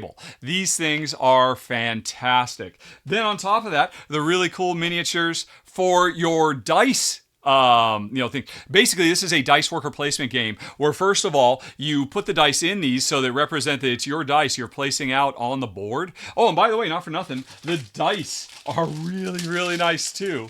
Very nice, cool, etched, super detailed. The dice have their own colors that has meaning and all of that, but then you slot them in and put them out and say, oh, this is my red dice I've placed. And it's important from a gameplay point of view that everybody knows that. They know, oh, that's a red die, but it belongs to Rahdo. Why do I care about that? Because once I put my worker out and done whatever this is going to do, then it becomes a resource that everybody else can use around the table when they're moving their big, mad scientist meeples around, which again, look how big they are. I have very big hands. And then, if all that weren't enough, the art is gorgeous. The gameplay is brilliant. I don't know if a lot of people have heard about this yet, but watch for it, folks. If you get a chance to see it in person, I think you might agree that Collab has got to be the best production / arted up game. Forget about my old prototype stuff there. The final stuff looks great. And it is top notch. Okay, back to you two. Wow, collab, those big minis, I love it. That's like big old action figures in your hands for a game. So I can't wait to get my hands on that, Richard. Great choice. Yeah. Let's move on, Chris, shall we, to not number 5. Let's go to 4.5. Yeah, what is 4.5? What's been your most reliable introductory board game in 2024? And this is a really tough question. Like I try to like always curate, especially like when I'm on a contract, I try to curate stuff that I can get non-gamers into. And so I had like so many for this one. And I think a lot depends on the teacher too. And a lot depends on like establishing what games your audience likes and what they won't. But I'm just going to talk about the one that I played most recently that people gelled with and enjoyed. And that was Rear Window. Rear Window is, if you've played Mysterium, it's that, essentially, with the twist. You're trying to figure out, there are 4 people and there are 4 basically jobs, although you could be the klutz, you could be something else, you could be a home inspector, who knows. But you draw the ghost, essentially the director draws 8 cards and you must play those 8 cards on the window. Like you don't get to draw new cards. You have to play the 8 cards in your hand to try to give clues. So some of them will be really obvious. You'll be like, yes, this is the orange person. I'm putting them in the orange slot. Easy peasy. But other things, they have multiple elements to them. So there is some shakeup. And then the team will have to determine what is where. And then you will let them know how many they got right. Not where they got them right, but just how many. And they have to be exactly in the right spot, kind of like Mastermind, if you ever played that. But the twist to this from Mysterium, right now that's very Mysterium, you just have to figure out what's behind the director's screen. The twist here is that I could be a murderer as the director. And if I'm a murderer, I don't want you to know that I'm a murderer. In fact, I want you to get 6 or 7 things correct, but not get correct that I am the murderer. And so there's that element of like, maybe I'm giving you the correct clues, but maybe I'm a murderer. And I think that is like a really funny twist on Mysterium. And it's a great little co-op game. It says 3 to 5. The first time I played it, we had 6 players. It's like one director versus the team, or maybe you're all working together. So it's just like a solid, fun one. Mysterium hits well in this. If you have film buffs in your life and you want to have that style, you can check this one out. Yeah, that I really just wrote this game off. I just figured, okay, IP, it's not whatever, but that sounds 100%. Fun. I had no idea it's like Mysterium style. I would totally play this. Yeah. And which reminds me, or leads me to the question, Chris, favorite Hitchcock film, if you have one off the top of your head. Oh, that's I mean, you know what? It might literally be Rear Window. Okay. Okay. Kind of a combo, but like, I mean, Jimmy Stewart's so good. He is. There's so much tension in that film that like really, yeah, that one comes to mind. Like I like that more than Psycho, probably Yep. more than Vertigo, probably more than North by Northwest. So, Yeah. and the Birds. So yeah. Yeah. So many good ones. I was gonna say mine's Vertigo, then Rear Window, Mm, then Psycho. nice. But yeah. Oh, Nice. so good. All right. So most reliable introductory game on my shelf these days is one we've already talked about. It is Captain Flip. And Nice. it's brilliant, folks. Again, super simple to get into. There's the different tiles, and you teach it in a minute, play it in 20. I don't think there's much more to say than it is well worth its Spiel des Jahres nomination. Nice. All right. So we're moving on quickly because we got a lot of games to talk about today, folks. We So, do. Richard, what is your 4.5? All right, the bonus question from Reggie, most reliable gateway. Chris, I am so desperate to play Rear Window. I mean, I love the movie, and ever since I first heard about it, of course, it's not a particularly engaging. I don't even think it supports 2 players, unfortunately. But someday I hope to give it a try. And Captain Flip. Already talked about that earlier. I would definitely like to get this a go because of the Spiel des Jahres nod that it got. But for me, well, personally, this is a tough one for me because I generally don't find myself in situations very often where I need a great gateway for casual players. But this year was interesting because Jen and I spent the first 3 months of this year on the road in the RV.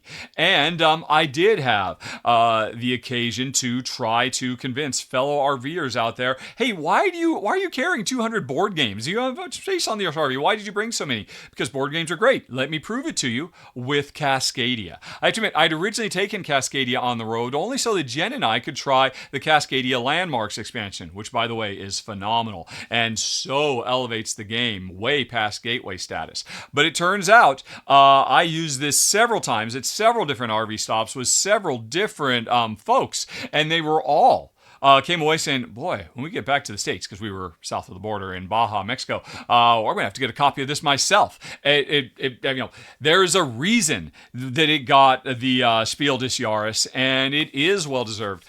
I still do wonder, how would they have done if they didn't have me teaching them the game? I mean, I know that there's, a preset, hey, just use these easier cards. It's still a lot to grok, and it is a little bit on the long side, but make no mistake, with me teaching them, I know I converted several people into, the board game fandom that we all enjoy. Cascadia worked a treat for me, so that would have to be my most reliable so far. Okay. Yeah, Cascadia is brilliant, and it's one of my favorites as well to take a lot. I think it is good enough, or not as complex as other games where you can introduce it to new gamers and to casual gamers, and they'll get it. They'll figure out the rules. They may not play it well, but they'll at least be able to play it. Cascadia is a great choice. Yeah, it was one that I've also done this summer and introduced to a few people too, and we had a good game, and they all quite enjoyed it too. So Awesome. yeah, a really solid pick. Rear Window, you can play it too. It says 3 to 5 on the box. You just play it at 2. It's like you Okay. can play Mysterium at 2 if you really wanted to. It's like it's a back and forth. It's Codenames duet essentially. Nice. I don't know why they put 3 to 5, but I get it. You Yeah. can play it at 2. Cool. All right, our next question. Yes. What game? Yeah. What game do you want to get off your shelf of shame the most, Chris? I know I had a couple for this one, but the one that I settled on is The Hunger.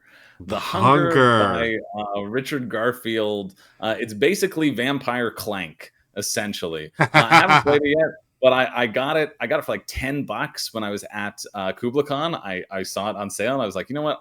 I think this theme looks so funny. I think I like Clank. And it's the theme that sort of brought it into me. I'm excited to get that off of my shelf of shame. Running around, you have to slurp up as many humans as you can and then get back to your castle before the sun burns you in entirety. I just think it sounds so funny, which is why I picked it up. And Clank mechanics make it fun as well, that like going out and getting stuff. So I'm stoked about that one. Yeah. I remember this one when it came out. It sort of like it came out big to do, and then it just sort of disappeared for whatever reason. There's just so many games that come out. Not all of them we're gonna hit, but yeah, I'm curious to try this one out as well. You had me at Clank, deck building, Richard Garfield.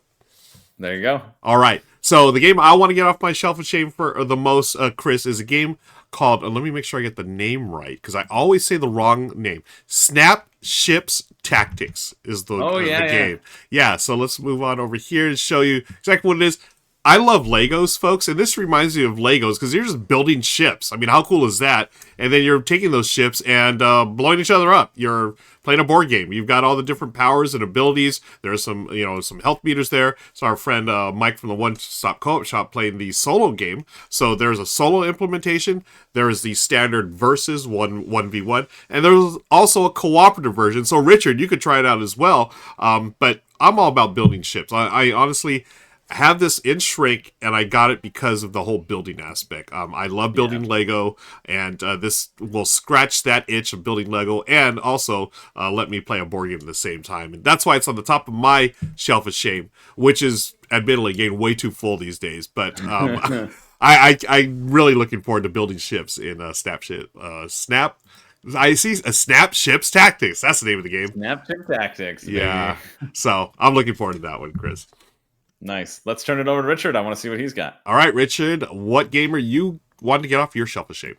All right, Shelf of Shame time, or Shelf of Opportunity for folks who prefer that. Chris, The Hunger, what are you waiting for? Honestly, I've tried it, and I would still have to give the nod to Clank, but I think it does do some interesting things overall. But in the end, I kept Clank and got rid of The Hunger, but you should make that decision for yourself. And, Will, I'm right there with you. I have a copy of Snap Ship Tactics on my shelf as well. Here's the problem. I got it because I wanted to try it as a cooperative game, but you need 2 copies to have enough components to be able to play a co-op game, dogfighting against the bad ships and whatnot. And I've only got 1 copy, so that's kind of a bummer. Ruel, you need to bring your copy up here to the Pacific Northwest so we can combine forces and get it off both of our shelves at once. But anyway, for me, there's a bunch of stuff on my shelf. Folks can always see it at unfilmed.rahdo.com if you want to see everything on my shelf that has yet to get played. And of everything on that shelf, one stands out above all others, and it is the Catacombs Red Box expansion. And here's the deal, folks. Here's me covering Catacombs many, many years ago, back when Jen and I were still living in Malta. And this is a great player versus player, head versus head, one versus many dungeon crawl that's all about disc flipping, which is very, very cool. And Jen and I really liked it, except for the fact that we have to beat each other up, because I'm the dungeon master trying to kill all of her heroes with my monsters. She's trying to defeat all my monsters. And it's always kind of bugged me that we have to work at cross purposes.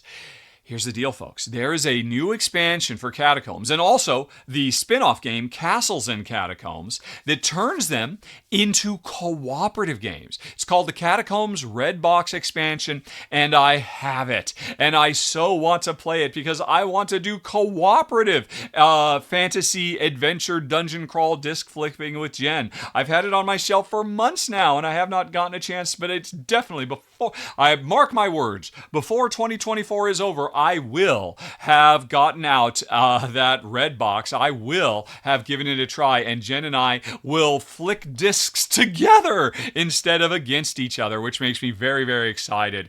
It's a great opportunity. It is my great shame I have not done it yet already. It's the Catacombs Red Box expansion. Okay, back to you guys.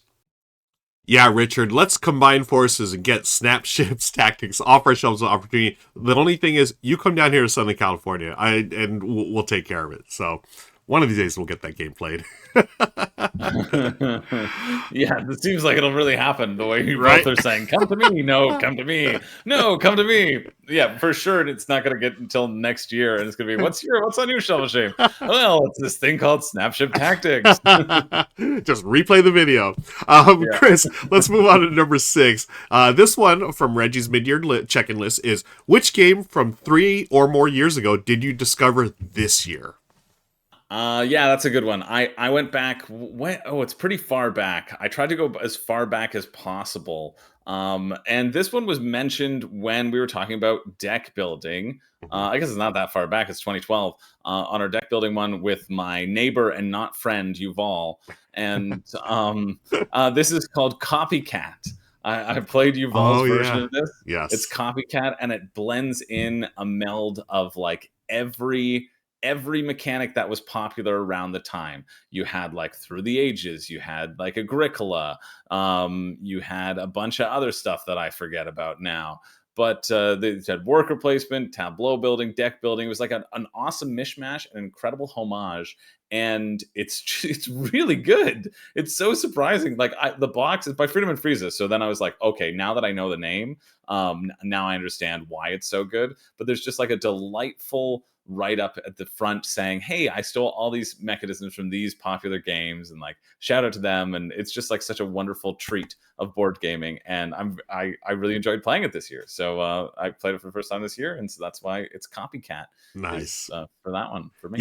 Yeah, I remember you talking about this during the deck building show, and it just seems so wild and crazy, but it somehow works, right? Yeah, it's like I would say probably one of the very first like jack of all trades style game, like really ahead of its time because of 2012, like before the mishmash of mechanics that happens so frequently now in like 2020 on. I think this was like miles ahead of its time and is worth playing if you know someone who has it. Awesome. That's cool. Okay, my game that I discovered from 3 or more years ago is about a 20-year-old game, and this, Chris, I feel like it falls along the same lines where I feel like it was like ahead of its time, and it is a classic to this day. It is El Grande. This one here is from my run-through here on the channel, and this is an area control game. It is a Euro-style game, but it's so good, and it's really... I love games that are super streamlined with their rule set and the strategy and the depth come through in the gameplay. This is a perfect example of that. You're just, laying cards, trying to get those little meeples onto the board and eventually move them around in different spots to gain control of that area to score the most points. There's also a castle where you're going to drop things. There are the action cards you can do. Oh, it's so good. I like... The second I played it, I'm like, this is immediately top 25 game of all time for me, just after one play. And subsequent plays have proved that. The 2-player game is terrific. They have a dummy player, which does a really good job of keeping things interactive. And it's a shining example of the genre, area control, troops on a map, and highly recommend, folks. It is a game that I discovered that's over 3 years old, and I'm so happy it's still around in this new edition. This is the latest version from Stronghold. They redid some of the art and whatnot, and it's a fantastic game. El Grande. Now, do you know if the 2-player dummy version was in previous editions or not? It feels like that could be something that was added into a new edition, but I don't know if it would have been. Yeah, honestly, I don't know, Chris. I thought it wasn't, but it could have easily been in there. But the way it's one of those almost like perfect games. I love it so much. It's so good. It's one that I have to play. I still never played it. You know what? If I play it in the next year, it'll probably be on our check-in next year, right? Just play this part of the video again. You know what? I really feel like that this is the type of game that would do well at the World Series of Board Gaming, which you work for. I think it's one of those classics that a lot of people played, and I think it'd make great for a tournament style game. So that's an older game we discovered. Let's see. I mean, Richard's played so many games. I'm curious to see what he's got on his list. Yeah. All right, both of you are going old school. Copycat, Chris, I'm glad you discovered it. My wife, Jen, loves this to pieces. Please, nobody tell Jen that I ultimately traded Copycat away. Or actually, I got rid of it when we moved back to the States. It was mostly because it's an oversized box, and I was trying to save space for an international move. But one thing I did find, as brilliant as it was, this mishmash of worker placement and deck building and all the rest of it, was it needed a little bit more for long-term replayability, I personally believed. My wife didn't care. She thought it was fantastic. She doesn't know it's gone. But I'm glad you are discovering it, Chris, and I know why. Folks can watch the previous R&R where Chris discovered it by accident, thanks to his neighbor, not his friend. And then, Ruel. Yeah, El Grande. By the way, thank you very much for finally, after all these years, putting a run-through of El Grande on the Rahdo Runs Through channel. I always felt it was a shortcoming that one of the all-time classic area control games was not represented. You did a great run-through of it, folks. There's a link for it down in the show notes. Like I said, links for everything we're talking about today. Not for me. Your run through convinced me 100% that it is definitely not for me. You know what is for me? You know what I discovered? Not quite as old as your stuff, because either I knew 10 plus years ago that I didn't want to play El Grande, or I already did try a copycat. For me, it's a little bit more recent. A few years ago, there was a very big hotness came out. It was called So Clover. Here's Kimberly Tolson doing a rules teach and then walkthrough of the game. By the way, this was the video that convinced me that Kimberly had the chops to do run-throughs on the channel, because this was such a phenomenal demonstration she did of the game when I watched it all those years ago. Tell me, because officially she wasn't going to, this is a game for 3 or more players. It's supposedly a party word game. Give it any thought, because hey, why would I bother with this if I got code names, which works phenomenally with 2. Here's the deal, folks. Earlier this year, I played So Clover with Dan King, the Game Boy Geek, and fell in love with it. And I'm like, I was talking to him, it's too bad it's only for 3 or more players. And Dan said, what are you talking about? This game is amazing at 2 players. It's maybe best at a 2-player game. And I'm like, what are you talking about? They say it's 3. And he said, yeah, they're idiots. They're just throwing away money, because you can use the Codenames Duet rules to turn So Clover into a brilliant cooperative 2-player game. And I have since gotten a copy, and I have tried it, and I can confirm that Dan is right. It works great 2-player, and the publisher, I don't know what they were thinking. They literally just want to throw money away when they've got something that couples gamers everywhere should know about. This is such a fun, fantastic game. I mean, you can just pause this right now, folks, and say, well, hey, does camping, is recent intent the best use for it? Obviously recent shouldn't go with Franklin, because that's probably Ben Franklin, unless of course it's Franklin Richards from the comic books. Maybe that's a recent thing. But Franklin, Genius, and Mint, I don't even have to explain the rules. You should be able to see, what's the puzzle you're trying to find out here? You got 5 cards. You got to match 4 of them up based on the clues your teammates have given you.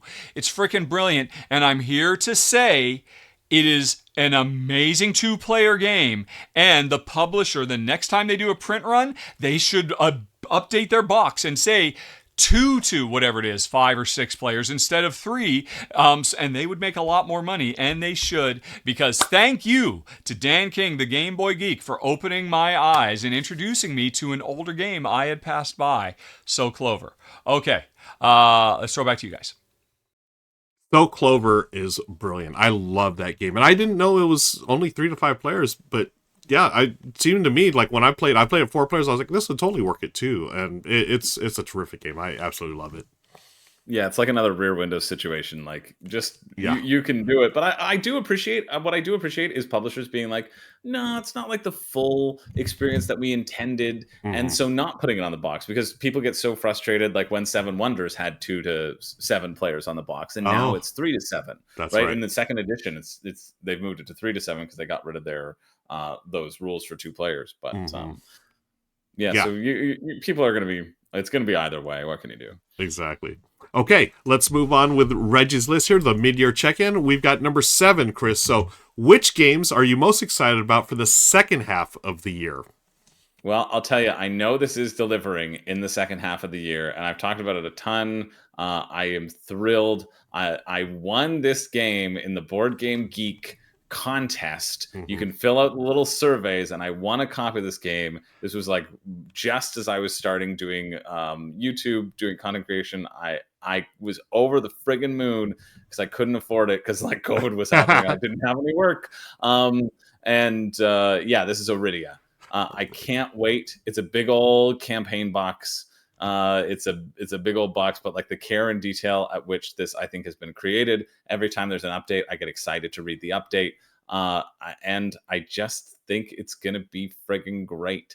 I love that you can add in little heads. You can change your body and your head, like depending upon your class. You're like, okay, I'm the monk, and then this is the head that I want to use. Right? You build your character, you explore. There it looks like there's been such care in terms of storage and pulling out and setting up. I have huge expectations for this game, and I'm still like really stoked all of the mechanics that are exciting to me. When you roll the dice, like they're going to be attacking certain parts of your body, and then you can put like armor on that body, and it's like, hey, it hits your arm. Are you protected on your arm? Like then it could slow things down. Yeah, I'm really stoked. I've never played Zaya Legends of a Drift System, which is also by Cody Miller, but I don't care because I'm stoked for this, and I can't wait for it to arrive. Yeah, it looks beautiful. And I remember you've talked about this before on the show, and it looks Mhm. gorgeous. And when are you going to get it? Is it on its way, or? I think it's on its way. Okay. I think it's projected like September or October, so that means Okay. December. Yeah, You know what I mean? Like exactly. that means December. Yeah. I know that, but like if I get around December, oh baby, I could do that over Christmas break. Like maybe I could take some time. Oh. Dang, yeah, it's gonna be great. Nice, awesome, cool. So what I'm looking for, most excited for the second half of the year, it was one of them was actually Landmarks, which Richard's talked about already. I think it's gonna be a huge hit at Gen Con. Another one I think is gonna be a super big hit is a game called Rock Hard 1977, and I'm absolutely thrilled about this game. Jackie Fuchs, the designer, she used to play bass for a band called the Runaways that had, Joan Jett was part of that band in the 70s. Jackie also is I think 4 or 5-time Jeopardy champion, and she's an attorney by trade. She's an amazing person, and now she's a game designer, and she took the inspiration of being out on tour during the 70s, being a rock star, and made it into a worker placement game. I mean, you had me at hello. I'm all about this game. The theme, the mechanisms, and just the early prototype that I've seen looks terrific. And Chris, it's from DeVere. Everything DeVere these days, it's hits. It's a hit-making factory. Yeah, so super, super excited about it. Also, for you Spinal Tap fans, it's got a nice little nod to Spinal Tap where the amplifiers, all the knobs on the amplifiers, don't go to 10, they go to 11. So if you watch Spinal Tap, you know exactly what we're talking about. Let's see what games Richard is most excited for. Richard, what games are you excited about for the second half of the year? All right, anticipation. What do you guys got? Oh, Iridia. Wasn't that the one, Chris, that you've already put on your must-have Desert Island games list? Well, I guess you must be excited. That makes perfect sense. Probably not something I'm that interested in, but I'm very happy for you that it will soon be in your hands, and you'll find out if you made a terrible mistake in that previous R&R. And did you a doubler? Landmarks. Hey, I already talked about that. It is fantastic. I thought you already had a copy. And then Rock Hard. Yeah. I look forward to hearing what you think about the game. Let's just leave it at that. Okay, but for me, there can be only one.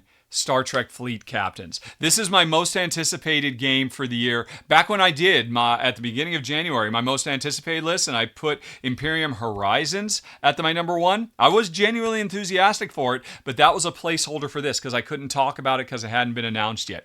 It has since been announced. This is from Dave Turczi and Nigel Bucknell, the co-designers of the Imperium deck building series, which I've said before and I'll say again, is arguably the greatest modern designer card game of all time, eclipsing all others. And they're taking the core ideas of Imperium and re-engineering them and turning them into a Star Trek game. A Star Trek game that boldly goes through all of Star Trek canon, or almost all of it, and mixes and matches, original series, next gen, Enterprise, Voyager, new Trek stuff, Discovery is in here, Lower Deck stuff is in here. It just goes wide and deep. There's movie stuff. There's only a couple things that so far have been offline. The Abrams verse, I believe, and there's no mirror universe stuff yet, anyway. I'm going to assume that means that maybe there's some kind of, legal stuff that has to get worked out, but I don't care. As a lifelong Trek fan and as a huge fan of the card game Imperium, those two things combined together has got to make this the most exciting card game, the most exciting game, period. Not just for this year, but maybe the most anticipation I have for this of any game, of any type. I'm talking video games. I'm talking everything.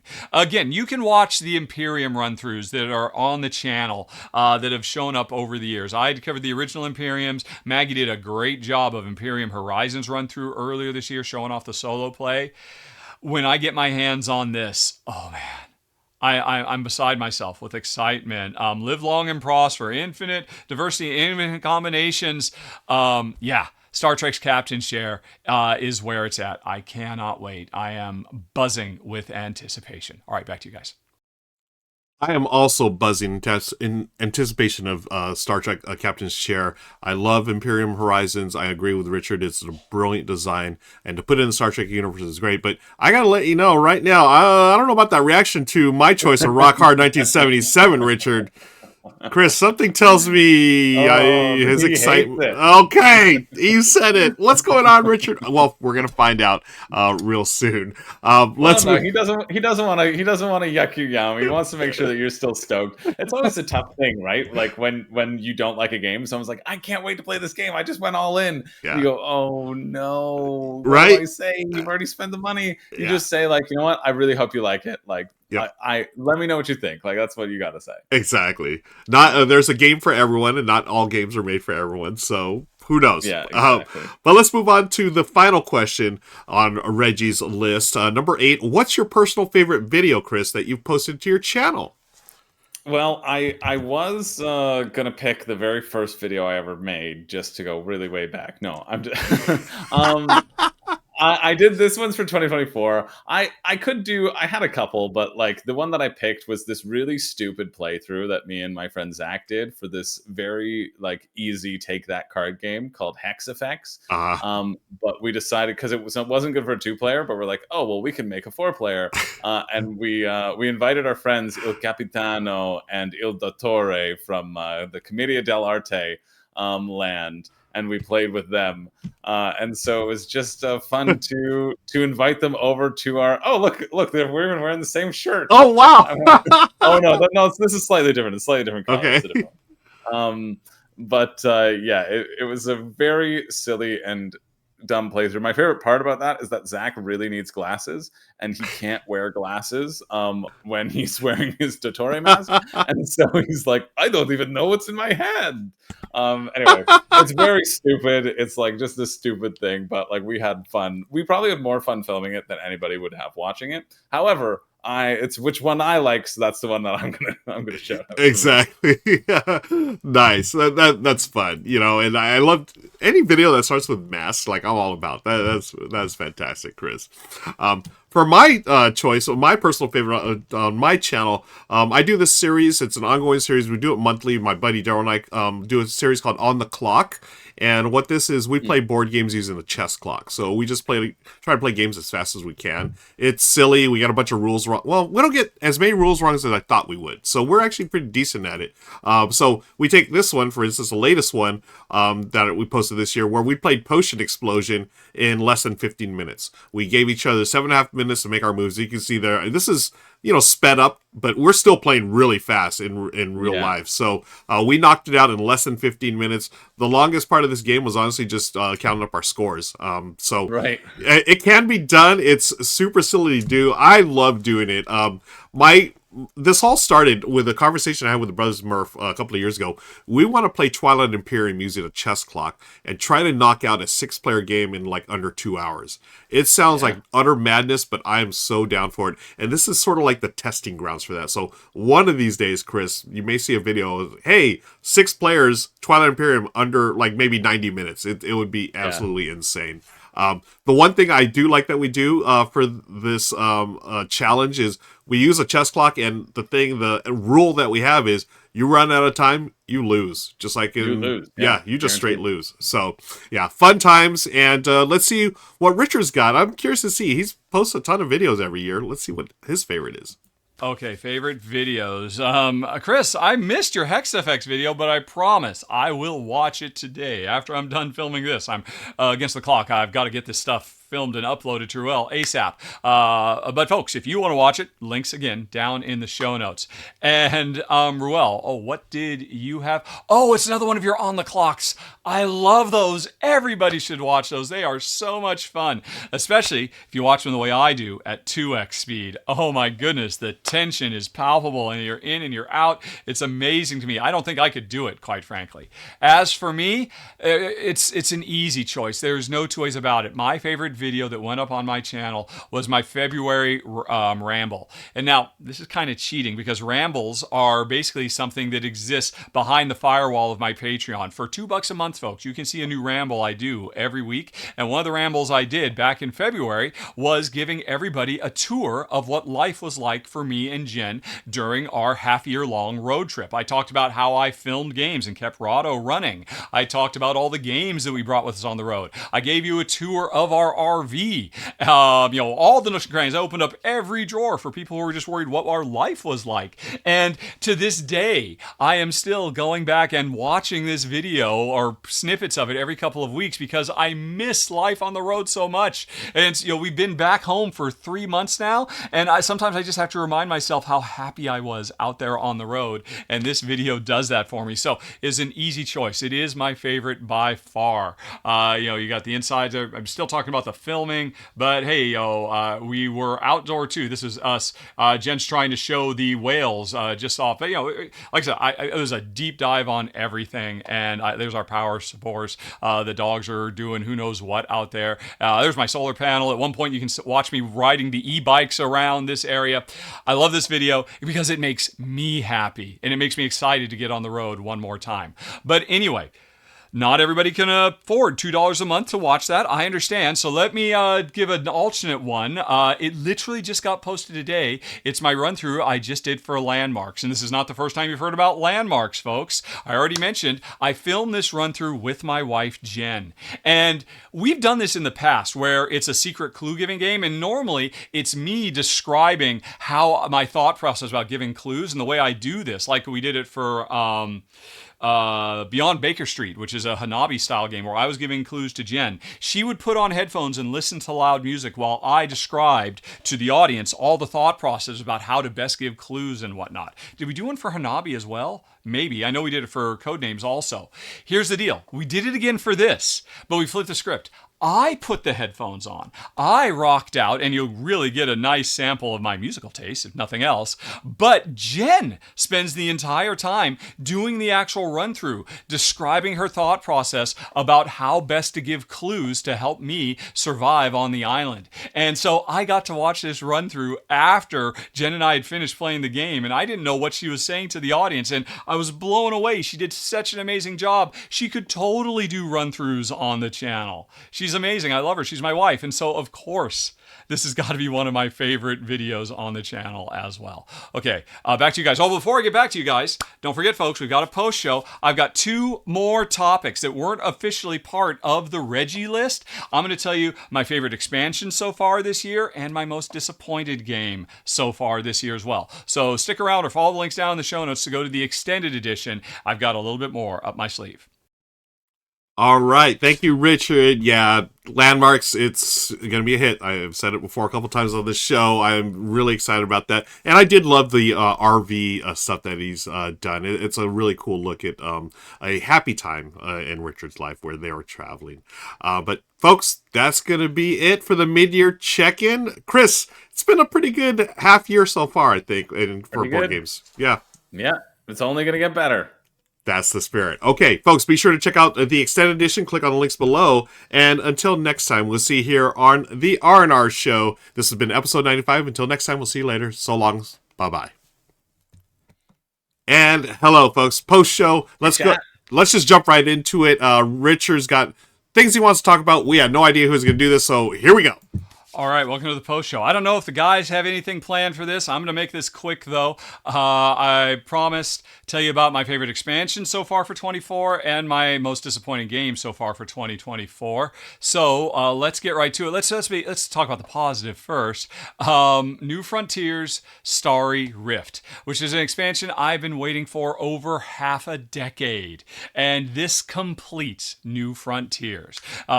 Firmly cementing it as superior in every way to Puerto Rico and also Race for the Galaxy, because this is basically Race for the Galaxy, the board game, borrowing a lot of ideas from Puerto Rico, which was the original inspiration for Race for the Galaxy, but making it better than all those things combined. Starry Rift adds a bunch of new planets. It adds a phenomenal solo mode, by the way, for folks who are interested in that, and I'm just so happy to have it. Oh, been waiting forever. But it's got some competition because just a couple days ago, my copies of Tiny Town Architects and Cubitos Foul Play showed up. I am definitely hoping to get these things played and maybe filmed before Gen Con as well.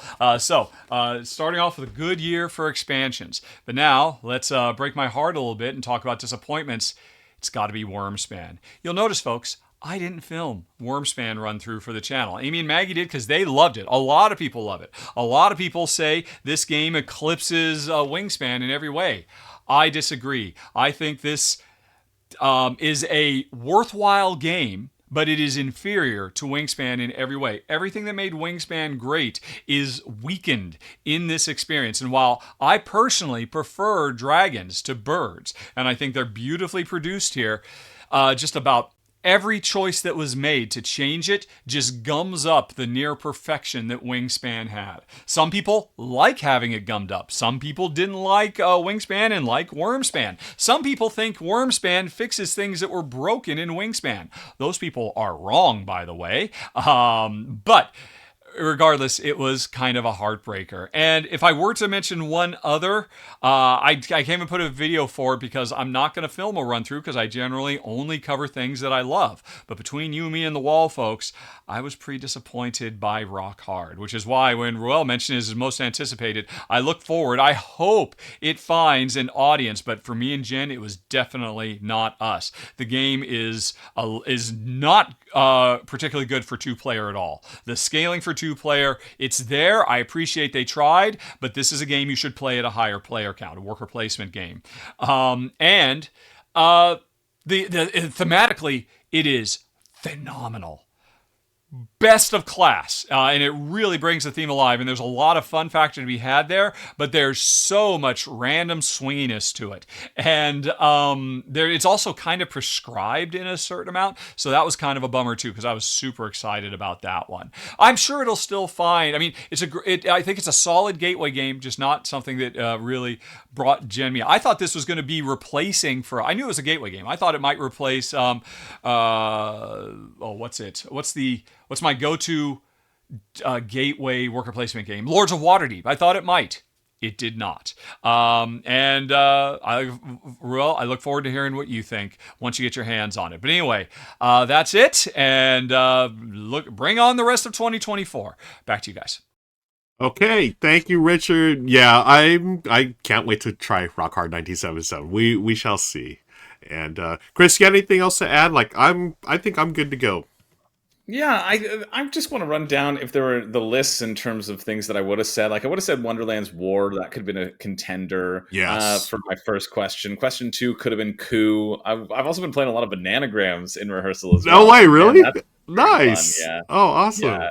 I've been having a great time with that. Just because, normally when I play Bananagrams, people play it with me once and then they never want to play with me again. But we got some good because I'm too fast. But we had some good, almost equally quick people who I've been playing with. So it's just been very fun. Nice. Biggest surprise? No, I think Darwin's Journey was sort of the big surprise for me. I also really enjoyed Run. And that could jump out for art style too. That was kind of like last year, the little 2-player hidden movement game, kind of like Mind Management, but just for 2 people. I think that was cool. Introductory board games. Oh, this is what I wanted to tell you about.